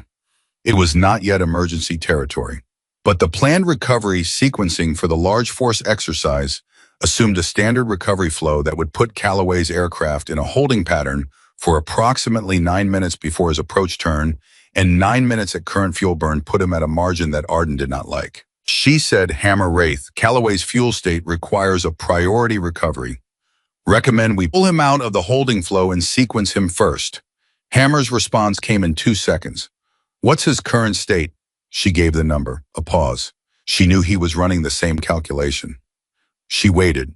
Hammer said, agree. Callaway Hammer, you're pulling out of the flow. Come left heading 340, descend to Angels 8. Wraith has you. Callaway said, copy. Left 340, Angels 8. What followed was 12 minutes of careful, precise management. Arden maintaining awareness of Callaway's position and fuel burn, while continuing to manage her own responsibilities in the exercise. Hammer coordinating the adjustment to the recovery sequence with the control agency, both of them operating with the specific competence of people who have, over the past several weeks, learned exactly how the other one thinks under pressure. The control agency pushed back on the priority recovery because it disrupted their flow. Arden said on the command frequency in the flat, certain voice she used when there was no room for debate. His fuel state requires it. We're doing the priority recovery. The control agency said, confirm you're declaring emergency fuel. Not yet, Arden said. I'm preventing it. That's the point. A pause from the agency, then approved. Callaway, you're number 1 in the recovery. Callaway landed with margin, not comfortable. Margin, not the kind of number anyone wanted to see in a training environment, but margin. He was safe. The aircraft was safe. In the debrief, the exercise evaluators flagged the fuel state development as a training point. They noted the timeline the radio calls the coordination between flight lead and tactical coordinator. They said the response had been textbook. Then one of the evaluators said something that was not in the script. He said the anticipation. The call was made before the state became critical. That's not textbook, that's experience. Who made the initial call to pull him out of the flow? Hammer said Wraith. The evaluator wrote something. Callaway, sitting 3 rows back, looked at Arden with an expression that was more complex than gratitude. It was the expression of a pilot who has just understood viscerally and completely that the margin between a normal training debrief and a different kind of conversation entirely had been measured in one person's attention and one precise radio call. After the debrief, he found her in the corridor. He said, you caught it before I fully understood what I was looking at. Arden said, you made the call. That's what matters. You knew what the call meant before I did. She looked at him. Next time you'll know before I do. That's the point. Callaway absorbed this. He said, how do I get there to seeing it that way? Arden said, stop asking where the problem is. Start asking where the problem will be. She paused. Every flight, every scenario. Where is this going in 12 seconds? Where is it going in 30? Work backward from there. He nodded slowly. She said, and review the mishap reports, not for the technical data, for the moment where somebody stopped asking that question. Calloway looked at her. You've read all of them. Everyone I can access. He was quiet. Then, how many is that? Enough, she said, to know that almost every one of them had a moment where someone had the information and didn't act on it quickly enough. She left him in the corridor with that because that was where she left people, not with inspiration, not with speeches, but with the specific thought that would still be working on them at 2 in the morning when they couldn't sleep. That evening, Merrick called her into his office. She came in and sat across from him, notebook in hand from habit, and he looked at the notebook and then at her and said, "You don't need that." She set it on her knee. He said, "The evaluators filed their interim report this afternoon." Arden waited. "The fuel state management on today's sortie is in there," he said. "So is the recovery coordination from the partner nation incident. So is the initial threat catch from the first brief, which one of the evaluators found in the planning record." She said nothing. "The interim language," Merrick said carefully, "describes a tactical coordinator who demonstrated consistent, distributed, situational awareness under complex conditions." He paused. That phrase, distributed situational awareness, does it sound familiar? Arden looked at him steadily. It was the exact phrase from her restricted evaluation, the one from the previous deployment, the one that had described what she did the night she stayed with the damaged aircraft and guided it home. "I said, yes, sir. The evaluating commander from your previous assignment," Merrick said as one of the senior observers on this evaluation panel. Arden was very still. "He recognized the descriptor," Merrick said. "He put 2 and 2 together." Another pause. "He came to see me this afternoon." Arden said nothing. Merrick looked at her directly. He wanted to confirm that Wraith and Lieutenant Arden Vale were the same person. The office was very quiet. Arden said, "What did you tell him?" "I told him yes." Merrick held her gaze. "I also told him that you had asked for your name to be withheld from the original report and that this squadron had already spent 3 weeks learning what happens when people don't look carefully enough at who is standing in front of them." He paused. He appreciated the context. Arden was quiet for a long moment. Then she said, "What happens now?" "What happens now," Merrick said, "is that the evaluation continues, the squadron performs. And you," he said in a tone that was not commanding and not gentle, but was somewhere in the territory of both, "you stop trying to stay invisible." She looked at him. "You were never invisible," he said. "You were in a room full of people who weren't looking." "That's different." He picked up his coffee. "They're looking now." She left his office and stood in the corridor for a moment. Switch was there. Of course she was. Arden said, "Were you listening?" Switch said, "I was walking past." "The third time today." Switch almost smiled. "Merrick told you to stop hiding. He told me to stop trying to stay invisible." "Same thing."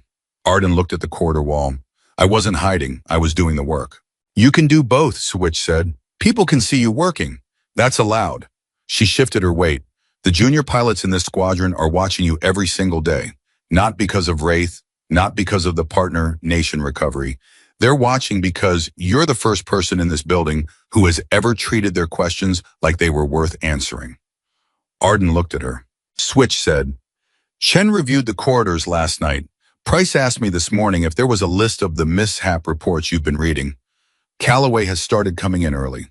She paused. "You did that, not by giving a speech, not by making a reputation, by just being the person you are, where they could see it." Arden was quiet. Then she said, "Chen's going to be better than me." Switch looked at her sharply. Arden said, "She sees things I have to calculate. She's going to be better than me in 2 years." Switch stared at her for a long moment. "You know what the really remarkable thing about you is?" Arden waited. "That doesn't bother you at all," Switch said. Arden considered this. "Why would it?" Switch shook her head slowly in the particular way of someone confronting a quality they have spent their whole life understanding intellectually but have never seen fully embodied. "I don't know," she said, "but it would bother almost everyone else." The final week of the evaluation phase produced 3 more significant training events, each of which added something to the picture that the evaluation panel was assembling. The first was a large force deconfliction problem that developed in real time during an exercise sortie and required the flight lead to make a rapid decision about formation geometry that had downstream effects on 4 other aircraft. Hammer made the call. It was a good call, decisive, tactically sound, made in the right window. But it was based on a threat picture that Arden had communicated to him 30 seconds earlier. And the precision of her situational update was what made the decision possible in the timeline required. In the debrief, Hammer described the sequence exactly as it had occurred. He did not soften his reliance on her assessment. He did not present the decision as something he had arrived at independently. He said, Wraith's threat picture update was what gave me the geometry to make the call. Without that update at that timing, I'm making a slower decision with worse information. The evaluator wrote, the second event was a communication failure during a night sortie that required the formation to operate on backup procedures for 11 minutes. Backup procedures were drilled but rarely tested in actual flight, and the natural response to communication failure in a complex airspace environment was a compression of tempo pilots trying to do too much at once, trying to reestablish communication while also maintaining position and executing their mission profile, producing the kind of task saturation that was the precursor to the errors that mishap reports were full of. Arden's response to the communication failure was to immediately reduce her own tempo. She cut her transmissions to minimum. She established visual contact with her wingman. She used the backup signals they had briefed, hand signals, wing rocks, the visual language of aviation that predated radio, by 50 years, and she maintained formation integrity while the communication failure was worked. When the primary frequency came back online, the formation was still together, still on profile, still within parameters. The evaluator noted the backup communication management specifically. The third event was what nobody expected because the third event was not a tactical problem. It was a people problem, and people problems in fleet aviation are the ones that training manuals address least effectively. During a planning session, 3 days before the end of the evaluation period, a disagreement developed between two senior pilots about the optimal strike approach for the final exercise package. The disagreement was technical at its surface: routing, geometry, threat, timing, suppression, sequencing, but underneath the technical disagreement was a status argument, the kind that develops when two experienced pilots have incompatible visions of how the mission should unfold, and neither one is willing to be wrong in front of their peers. The planning session had been running for 90 minutes, and the argument had been running for 40 of them, and nobody had been able to move it forward because the two pilots in question were both senior enough that the junior officers in the room didn't feel positioned to intervene, and the intervention from operations had not resolved the technical disagreement in a way that either pilot accepted. Arden had been at the table the entire time, not speaking. At the 90-minute mark, she said, without raising her voice or standing up or doing anything that signaled she was about to shift the energy of the room. The core disagreement is about the suppression timing window. Can we put the actual numbers on the board? The room looked at her. She said to no one specifically, if the timing window is above 6 seconds, the southern approach is optimal. If it's below 6 seconds, the northern approach is better. The argument is really about which number is correct. Can we look at the most current threat data and find out? Silence. One of the arguing pilots said the number is 4.8. The other said the updated reference puts it at 6.3. Arden said, which reference?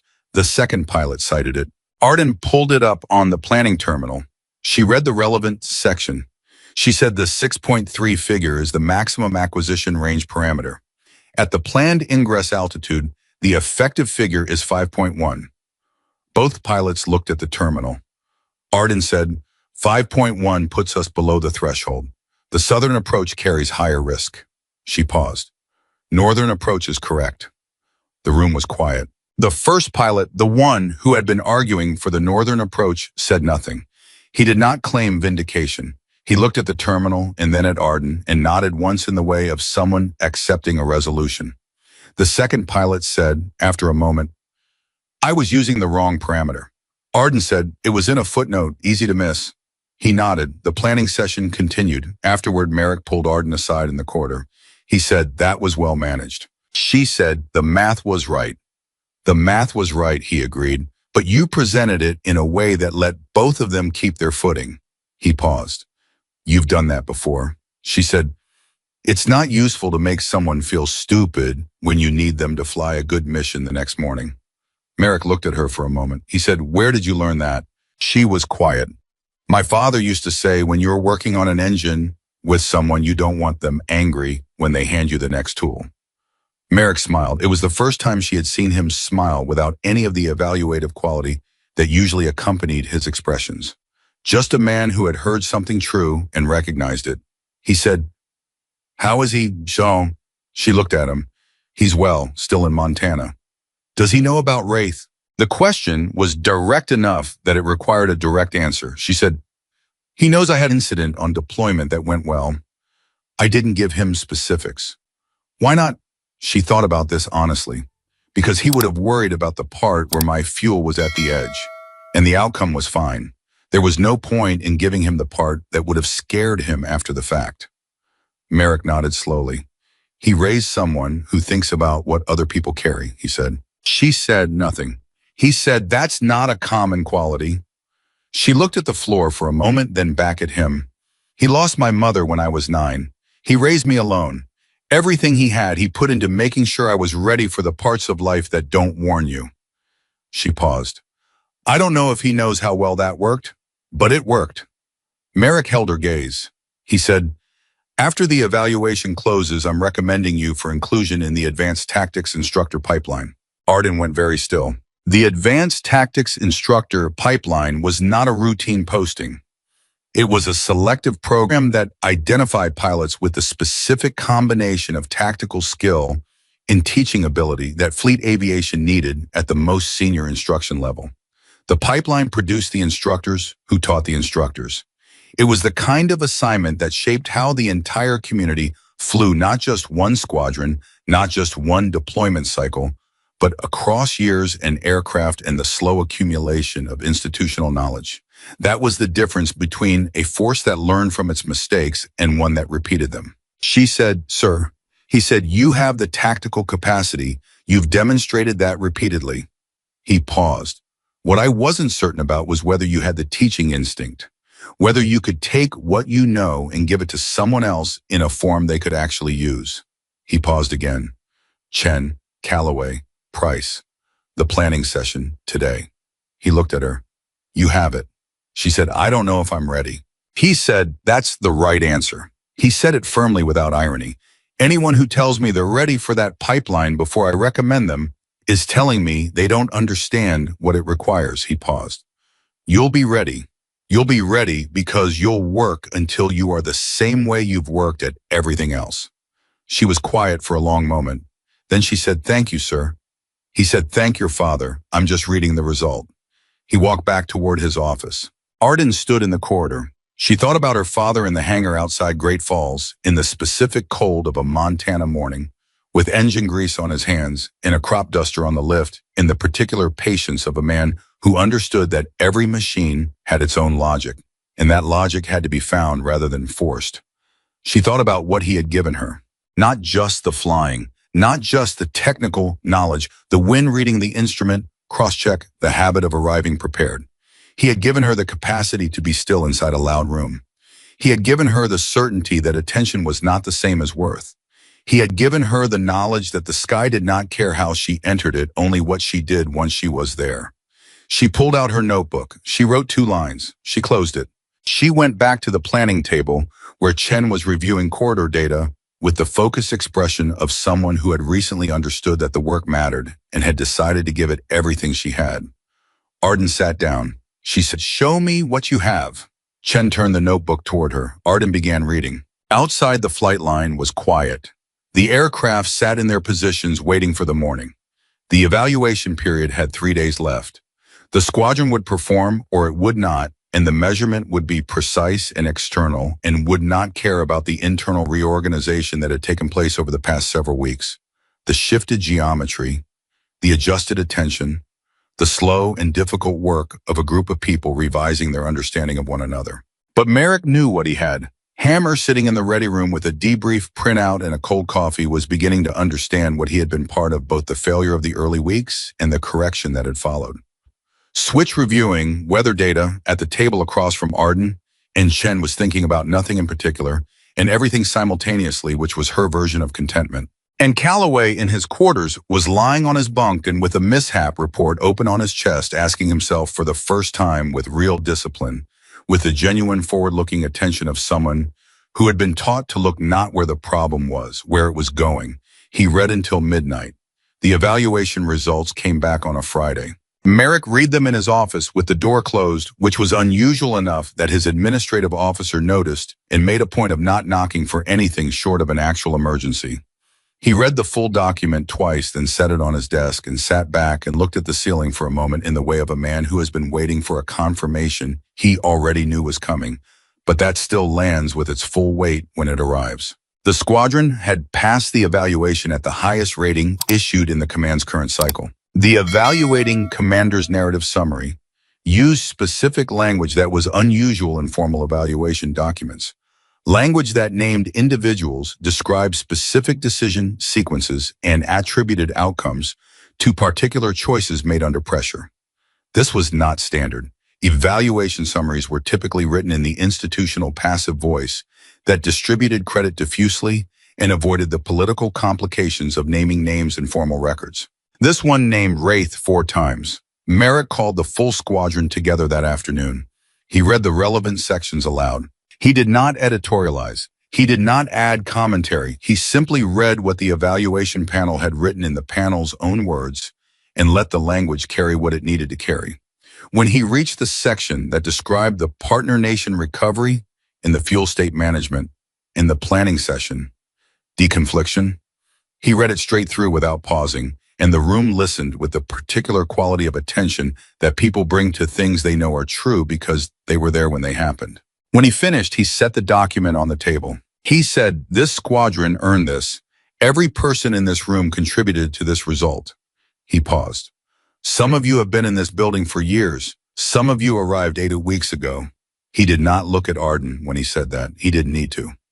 What the evaluation panel saw is what I have been watching develop since the first week of the workup cycle. A unit that learned to look at itself honestly and adjust. Another pause. That is harder than it sounds. Most units don't do it. This one did. He picked up the document. He said dismissed. The room broke into the particular noise of people who have received good news and don't quite know what to do with it. Yet part relief, part pride, part the slightly disoriented energy of tension that has been held for weeks, finally releasing all at once. Calloway grabbed Price's arm and said something that made Price laugh. Chen sat very still for a moment, and then looked at her hands, and then at the ceiling, and then pressed her lips together in the expression of someone containing something large. Switch looked at Arden across the room with the particular economy of a person who expresses a great deal by expressing very little. Hammer crossed the room and stood next to Arden. He did not say anything immediately. He stood beside her and looked at the board where Wraith was still written beside her tail number, and where the evaluation notation had been added below it in Merrick's handwriting. Then he said, "You know what I keep thinking about?" Arden waited. "Day 1, he said, "you caught the threat timing in the first brief." "You were right. The briefer corrected the plan." He paused. "I made a joke about whether you actually flew fighters." Arden said nothing. "The plan got corrected," he said, "because of what you saw, and I responded by making a joke." He shook his head slowly. "I keep thinking about what that means, about who was in the room and what they were watching me do." Arden said, "They were watching a senior pilot manage his position." Hammer looked at her. "That's a diplomatic way to say it." "It's accurate," she said. "You were doing what the environment rewarded. That's not a character failure. It's a systems problem." I was quiet. "Most people would just call it a character failure. Most people," she said, "are not trying to fix it." He looked at her for a long moment. "You believe that?" "Yes." "Why?" She considered the question the way she considered all real questions, without hurry, without performance. "Because I've watched you for 8 weeks. The person who erased my work in that briefing room is not the same person who named me in the debrief last week. People change when the information changes and they're willing to look at it." She paused. "You looked at it?" Hammer held her gaze. He said, "I would have missed the fuel state on Calloway." "Maybe." "Not maybe. My attention was on the threat picture. I wouldn't have caught the fuel drift when I did." "You would have caught it," she said, "possibly 60 seconds later." 60 seconds matters. "Yes," she said, "it does." He nodded. He said, "Thank you for that." He said it plainly, the way he had been learning to say things since the night he called his former squadron mate and sat at his kitchen table in the dark with the weight of a rearranged understanding. Not for the fuel state call, for all of it. For not walking out of this squadron the first week when you had every reason to. Arden looked at the board. She said the mission was worth staying for. Hammer said, "That's all it takes for you, isn't it? The mission being worth it." She looked at him. "Isn't that enough?" He thought about it honestly. "For most people, no," he said. "Most people need the room to see them." Arden said, "I spent a long time learning not to need that." He said, "It shows." She said, "It shouldn't have to." The weight of that landed between them quietly without drama. It was the truest thing either of them had said to each other, and they both knew it, and there was nothing to add to it, so neither of them tried. The squadron moved into its deployment cycle 2 weeks later. In the story of those weeks, the briefing room, the erased whiteboard, the partner nation recovery, the fuel state call, the evaluation result traveled the way. Stories travel in tight communities, which is to say quietly and completely, through channels that have no official existence and that carry information more reliably than formal communication ever does. Pilots who had been at other squadrons heard versions of it. Some of the versions were accurate, some had the details wrong, but the essential truth intact. By the time the deployment ended and the squadron returned and the workup cycle began again, with a new group of pilots moving through the pipeline, the name Wraith had acquired a specific meaning in the community that was not quite legend and not quite reputation, but was somewhere between the two. The story of a pilot who had been invisible to the people around her, not because she lacked anything, but because the people around her had not been paying the right kind of attention. What happened 3 years later was not something Arden had planned for, and was not something she had been waiting for. And yet, when it arrived, it felt like the logical conclusion of everything that had preceded it. Merrick called her on a Tuesday morning. She was at her current assignment, a follow-on posting after the advanced tactics instructor pipeline, which she had completed at the top of her cohort, not through any dramatic final evaluation performance, but through the slow accumulation of a teaching record that the pipeline supervisors described in her completion assessment as the most consistent they had observed in the program's recent history. Merrick said, "There's a position at Lemoore, senior tactics instructor, full billet." He paused. "They asked for my recommendation." Arden said, "What did you tell them?" "I told them they were asking the wrong question," he said. "I told them the question wasn't whether you were qualified. The question was whether you were willing." A pause on the line. He said, "Are you willing?"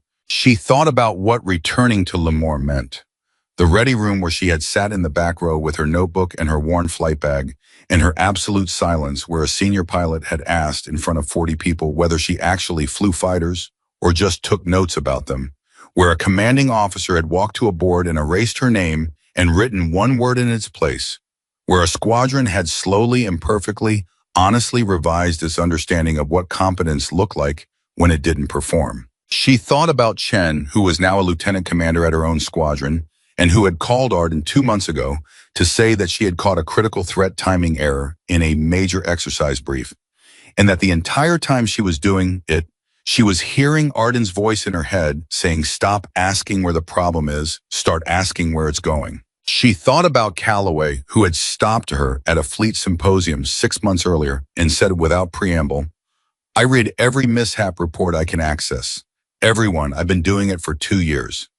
He had said it the way people report facts that have changed their lives, simply without ceremony, in the voice of someone for whom the change has become so integrated that it no longer feels dramatic. She thought about her father. She said yes. She arrived at Lemoore on a Monday morning in early spring 3 years and 4 months after the first time she had walked through those doors with one duffel bag and a worn flight notebook in the particular quietness that made people in loud rooms uncomfortable. This time people looked up when she came in, not because she had changed the way she walked or the way she carried herself or the way she looked at a room. She had not. She was still the same measured, deliberate, fundamentally quiet person who had sat in the back row and written in her notebook while a senior pilot made jokes at her expense. They looked up because word had gotten there before her. It always did now. The new cohort of pilots in the advanced tactics course was 12 people. 8 of them had been in the fleet long enough to have heard some version of the race story. 4 of them were new enough that the name meant nothing yet. All 12 of them were in the briefing room at 0800 notebooks open, the particular mixture of competitiveness and anxiety and performance that you always found in a room full of people who had been selected for something demanding and knew it. Arden walked in. She set her notebook on the table. She looked at the room for a moment, not evaluating, not performing her authority, just looking in the specific way of someone taking an honest inventory. She said, "My name is Lieutenant Commander Arden Vale. My call sign is Wraith. If you've heard the story, some of it is probably accurate and some of it is probably not, and we're not going to spend time on it either way." She paused. What we are going to spend time on is this. Every one of you was selected for this course because someone decided you had the foundation. What you do not have yet is the structure that goes on top of the foundation. That's what this course builds. The room was very still. "I'm going to tell you one thing on the first day," she said, "and I'm going to come back to it on the last day, and I want you to measure the distance between those two moments." She paused. Confidence is useful in a fighter cockpit. Certainty about another human being, about what they know, what they can do, what they're worth, is dangerous. She let that sit. You are going to meet people in your careers who look wrong for the room they're in. They're going to be too quiet or too young or from the wrong background, or they're going to arrive without the call sign you expect. And you are going to make a decision in the first 5 minutes about who they are. Another pause. This course hardly about tactics. It's also about teaching you to be wrong about people less often.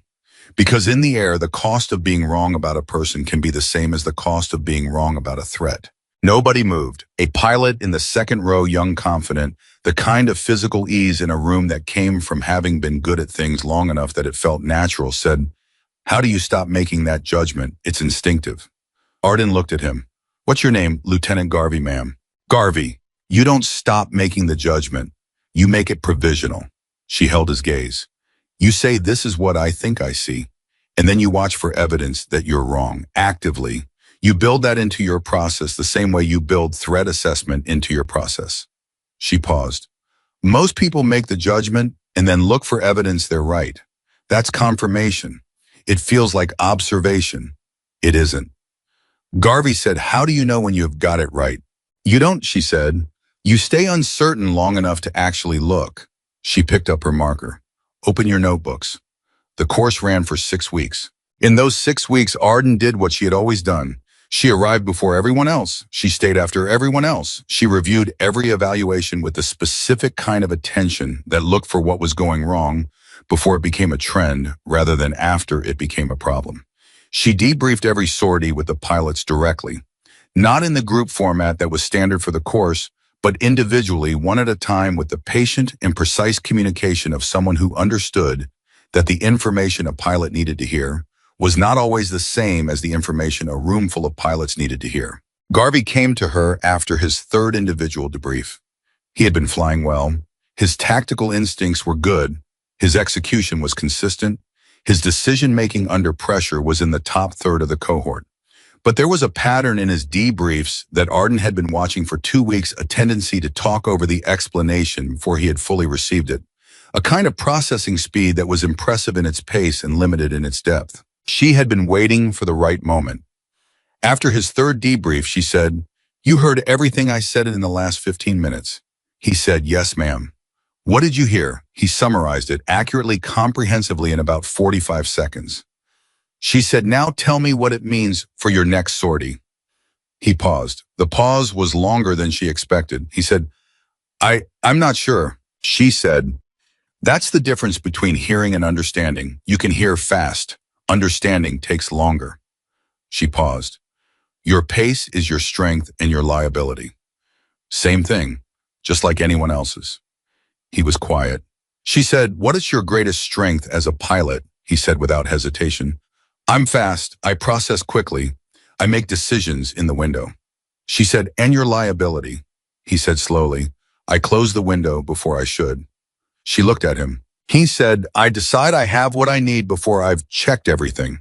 "Yes," she said. He absorbed this. He said, "How do you fix it?" She said, "You don't fix it. You manage it. You build a check into your process specifically for the moment when you think you're done. When it feels complete, that's when you check again. She paused. Because that feeling is the moment you are most likely to have stopped looking too early. Garvey sat with this for a long moment. Then he said, "Is that what happened to the pilot whose aircraft you helped recover? The one from the deployment?" The question was direct enough that it required a direct answer. She said the crew had good instincts and sound training. What they had was a degraded situation that compressed faster than their planning had accounted for. It wasn't about a missed check. She paused. It was about having someone in the formation who had studied the recovery corridors the night before and knew where the options were when the options narrowed. He said, "You studied them because you thought something might go wrong. I studied them because I always study them." He said, every mission I can." He was quiet. "Then that's not normal." "I know. Most people don't do that." "I know that too." He said, "Why do you?" She thought about her father standing in a Montana field with the engine grease on his hands and the wind reading in his eyes, and the particular patience of a man who had spent his whole life understanding that the machine would tell you what it needed if you paid attention before it needed to tell you. Oz said, "Because my father taught me that you can't control what goes wrong. You can only control what you knew before it happened." Garvey held her gaze. He said, "I'm going to review tomorrow's corridors tonight." She said, "Good." He got up to leave. At the door he stopped. He turned around. He said, "Ma'am, the first day of the course. You said you were going to come back to the same thing on the last day." Arden waited. He said, "I think I already know what it is." She said, "Tell me." He said, "Confidence is useful. Certainty about a person is dangerous." He paused. "I came into this course certain about a lot of things, about who the good pilots were going to be, and who was going to struggle, and who was going to surprise everyone." He paused again. "I was wrong about 2 of the 3. Arden looked at him. He said, "The pilot I thought was going to struggle is the best tactical thinker in the cohort. I almost stopped listening to her in the first week because I decided she was behind." Arden said, "What changed?" He said, "She caught something in a brief that I missed. And I watched myself in real time almost dismiss it because it came from her." He stopped. "I caught myself doing it. That was new." Arden said, "That's the work." He looked at her for a moment. "Did someone catch themselves doing it to you?" She said, "Yes." "Did it change anything?" She thought about Hammer at the kitchen table in the dark. She thought about the planning session the morning after 2 coffees, an open notebook, an hour of work before anyone else arrived. She thought about a debrief where a senior pilot said her name out loud in a formal setting and did not soften it or qualify it or redirect the credit. She said, "It changed everything." Garvey nodded. He left. On the last day of the course, the court gathered for the final evaluation debrief. Merrick had driven up from his current command to observe, which was not required, and which communicated something simply by the fact of his presence, a man who did not make unnecessary trips making a trip. He sat in the back row. He did not speak during the debrief. He watched. The debrief ran 2 hours. When it concluded, Arden stood at the front of the room and looked at 12 pilots who were in her honest assessment better than they had been 6 weeks ago. Not just tactically, not just technically, but in the specific and difficult quality of being able to look at another person and hold the judgment provisional long enough to actually see them. She said, "First day, I told you that confidence was useful and certainty about a person was dangerous." She paused. "Last day, same thing, except now you've had 6 weeks of evidence." She looked at the room. "You've watched each other perform. You've been wrong about each other. You've caught yourselves being wrong. Some of you adjusted. All of you flew better when you did." She paused. "Take that into every squadron you're part of for the rest of your careers. Not the tactics, you'll refine the tactics for as long as you fly. Take the habit of staying uncertain long enough to actually look." The room was still. She said, dismissed. People moved. Conversations started. The particular energy of a final day filled the room. Relief, pride, the forward-looking focus of people who know that one thing has ended and something larger is beginning. Merrick crossed the room to where Arden was packing her notebook. He said, "The cohort evaluation is going to be strong." She said, "They did the work." He said, "You built the environment where the work was possible." He paused. "There's a difference." She looked at him. He said, "Garvey, He came into this course with a chip on his shoulder the size of a flight deck. What happened? She said he caught himself dismissing someone in the first week and it bothered him enough that he couldn't put it down. Merrick said, who was it? She said, the pilot he thought was going to struggle. She's the best tactical thinker in the cohort. Merrick nodded slowly. He said, and Garvey? She said, he's going to be excellent. He has the speed and now he has the check on the speed. She paused. He's going to catch things. Merrick said, because of this course. Because he was willing to be wrong about something, she said. The course just gave him the opportunity. He held her gaze for a moment. He said, how many pilots have you coached informally since the squadron? She thought about it honestly. Chen, Calloway, Price, the 3 junior grades from the deployment, the 4 pilots from the advanced tactics pipeline who had stayed in contact, Garvey's cohort, others in corridors and planning sessions, in debriefs, in bars, in over cold coffee at 5 in the morning without titles, without designation, simply because they had a question worth answering, and she had been in the room when they asked it. She said, I don't keep count. Merrick said, I do. She looked at him. Q said 23 pilots in the last 3 years who can be directly traced to conversations with you. Not formal instruction, not assigned mentorship, just you paying attention to who was in the room and what they needed. He paused. Chen made a fuel state call last month that her CO said was the best anticipatory fuel management he had seen in a junior pilot in 5 years. She wrote me to say it was because of what you told her about looking forward, not at where the problem was. Arden was quiet. He said, Calloway is going to make flight lead next quarter. Price is already in the instructor pipeline. He paused. The partner nation wingman from the exercise his squadron commander contacted me 6 months ago. Said that pilot had transformed his approach to formation communications. Said something you told him about precision under stress had stayed with him. He paused. You didn't remember the conversation, did you? She said, I remember the wingman. I don't remember what I said. He remembers, Merrick said, word for word. She looked at the board at the front of the room where the course roster was still posted with 12 names in their evaluation notations. She thought about the old squadron board at Limor 3 years ago with the single word written beside her tail number. She thought about the room going silent.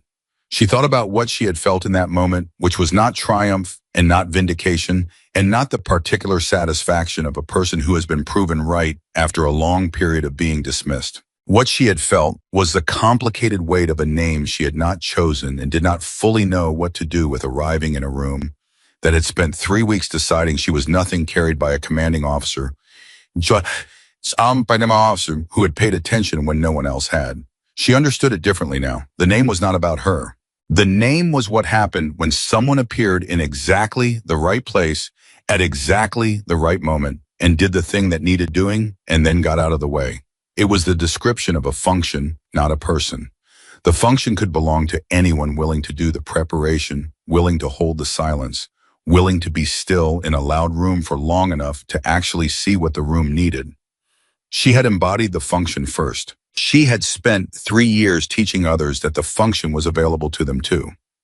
That was the larger thing. That was what her father had been teaching her in the hangar outside Great Falls when the wind was wrong and the clouds were building and the afternoon was becoming something no one had planned for. Not that she specifically was ready, but that readiness was a practice daily and deliberate and unglamorous that any person willing to pay the cost could build. She packed her notebook. She looked at Merrick. She said, thank you for reading the file. He said, thank you for filling it. She left the briefing room. In the corridor, Garvey was waiting. He said, ma'am, one more thing. She stopped. He said, the pilot I almost dismissed in the first week. Her name is Lieutenant Ferris. She wants to know if she can contact you after the course. Arden said, tell her yes. He nodded. He said, she's going to be something. Arden looked at him. She said she already is.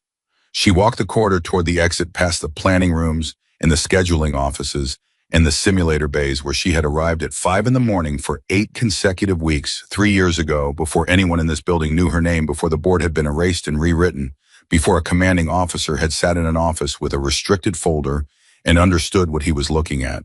She pushed through the door. The air outside was cold and clean. She stood for a moment. She thought about her father. She took out her phone and called him. He answered on the third ring with the unhurried voice of a man who has spent his life in places where the pace was set by the weather and the work, rather than by anything human-made. She said, "Hi, Dad." He said, "How'd the course go?" She said, "Good, it went good." He said, "Your people ready?" She thought about Garvey checking his speed against a new internal standard. She thought about Ferris, whose name she now had, who had been sitting in the same position. Arden had once sat in the back row, the quiet one, the pilot. The room had almost decided not to look at. She thought about Chen making a fuel state call in a cockpit somewhere, hearing a voice in her head, looking forward instead of at the problem. She said, "Yes, they're ready." Her father said, "Good girl." She smiled. She walked to her car. She put her notebook on the passenger's seat the way she always did, because the notebook was never done. There was always another corridor to review, another timing problem to calculate, another question worth writing down before the answer disappeared. She had not started flying to become Wraith. She had not started teaching to build a legacy. She had started because a man in a hangar in Montana had shown her through 20 years of patient and glamorous preparation that the only meaningful question was not whether you were seen, not whether the room acknowledged you, not whether someone had written your name on a board. The only meaningful question was whether you were ready when everything went wrong. She had been ready. She had taught others to be ready. And in cockpits, in briefing rooms, in planning sessions, she would never see in decisions made at altitude, under pressure, in conditions nobody had forecast accurately in the moment. A pilot paused before closing the window and checked one more time in all of those places. The preparation she had poured into 23 people was already in the air, already working, already doing what it was always meant to do. The sky did not care how loudly you entered the room. It only cared whether you were ready. Arden Vale had been ready from the beginning, and now so were they.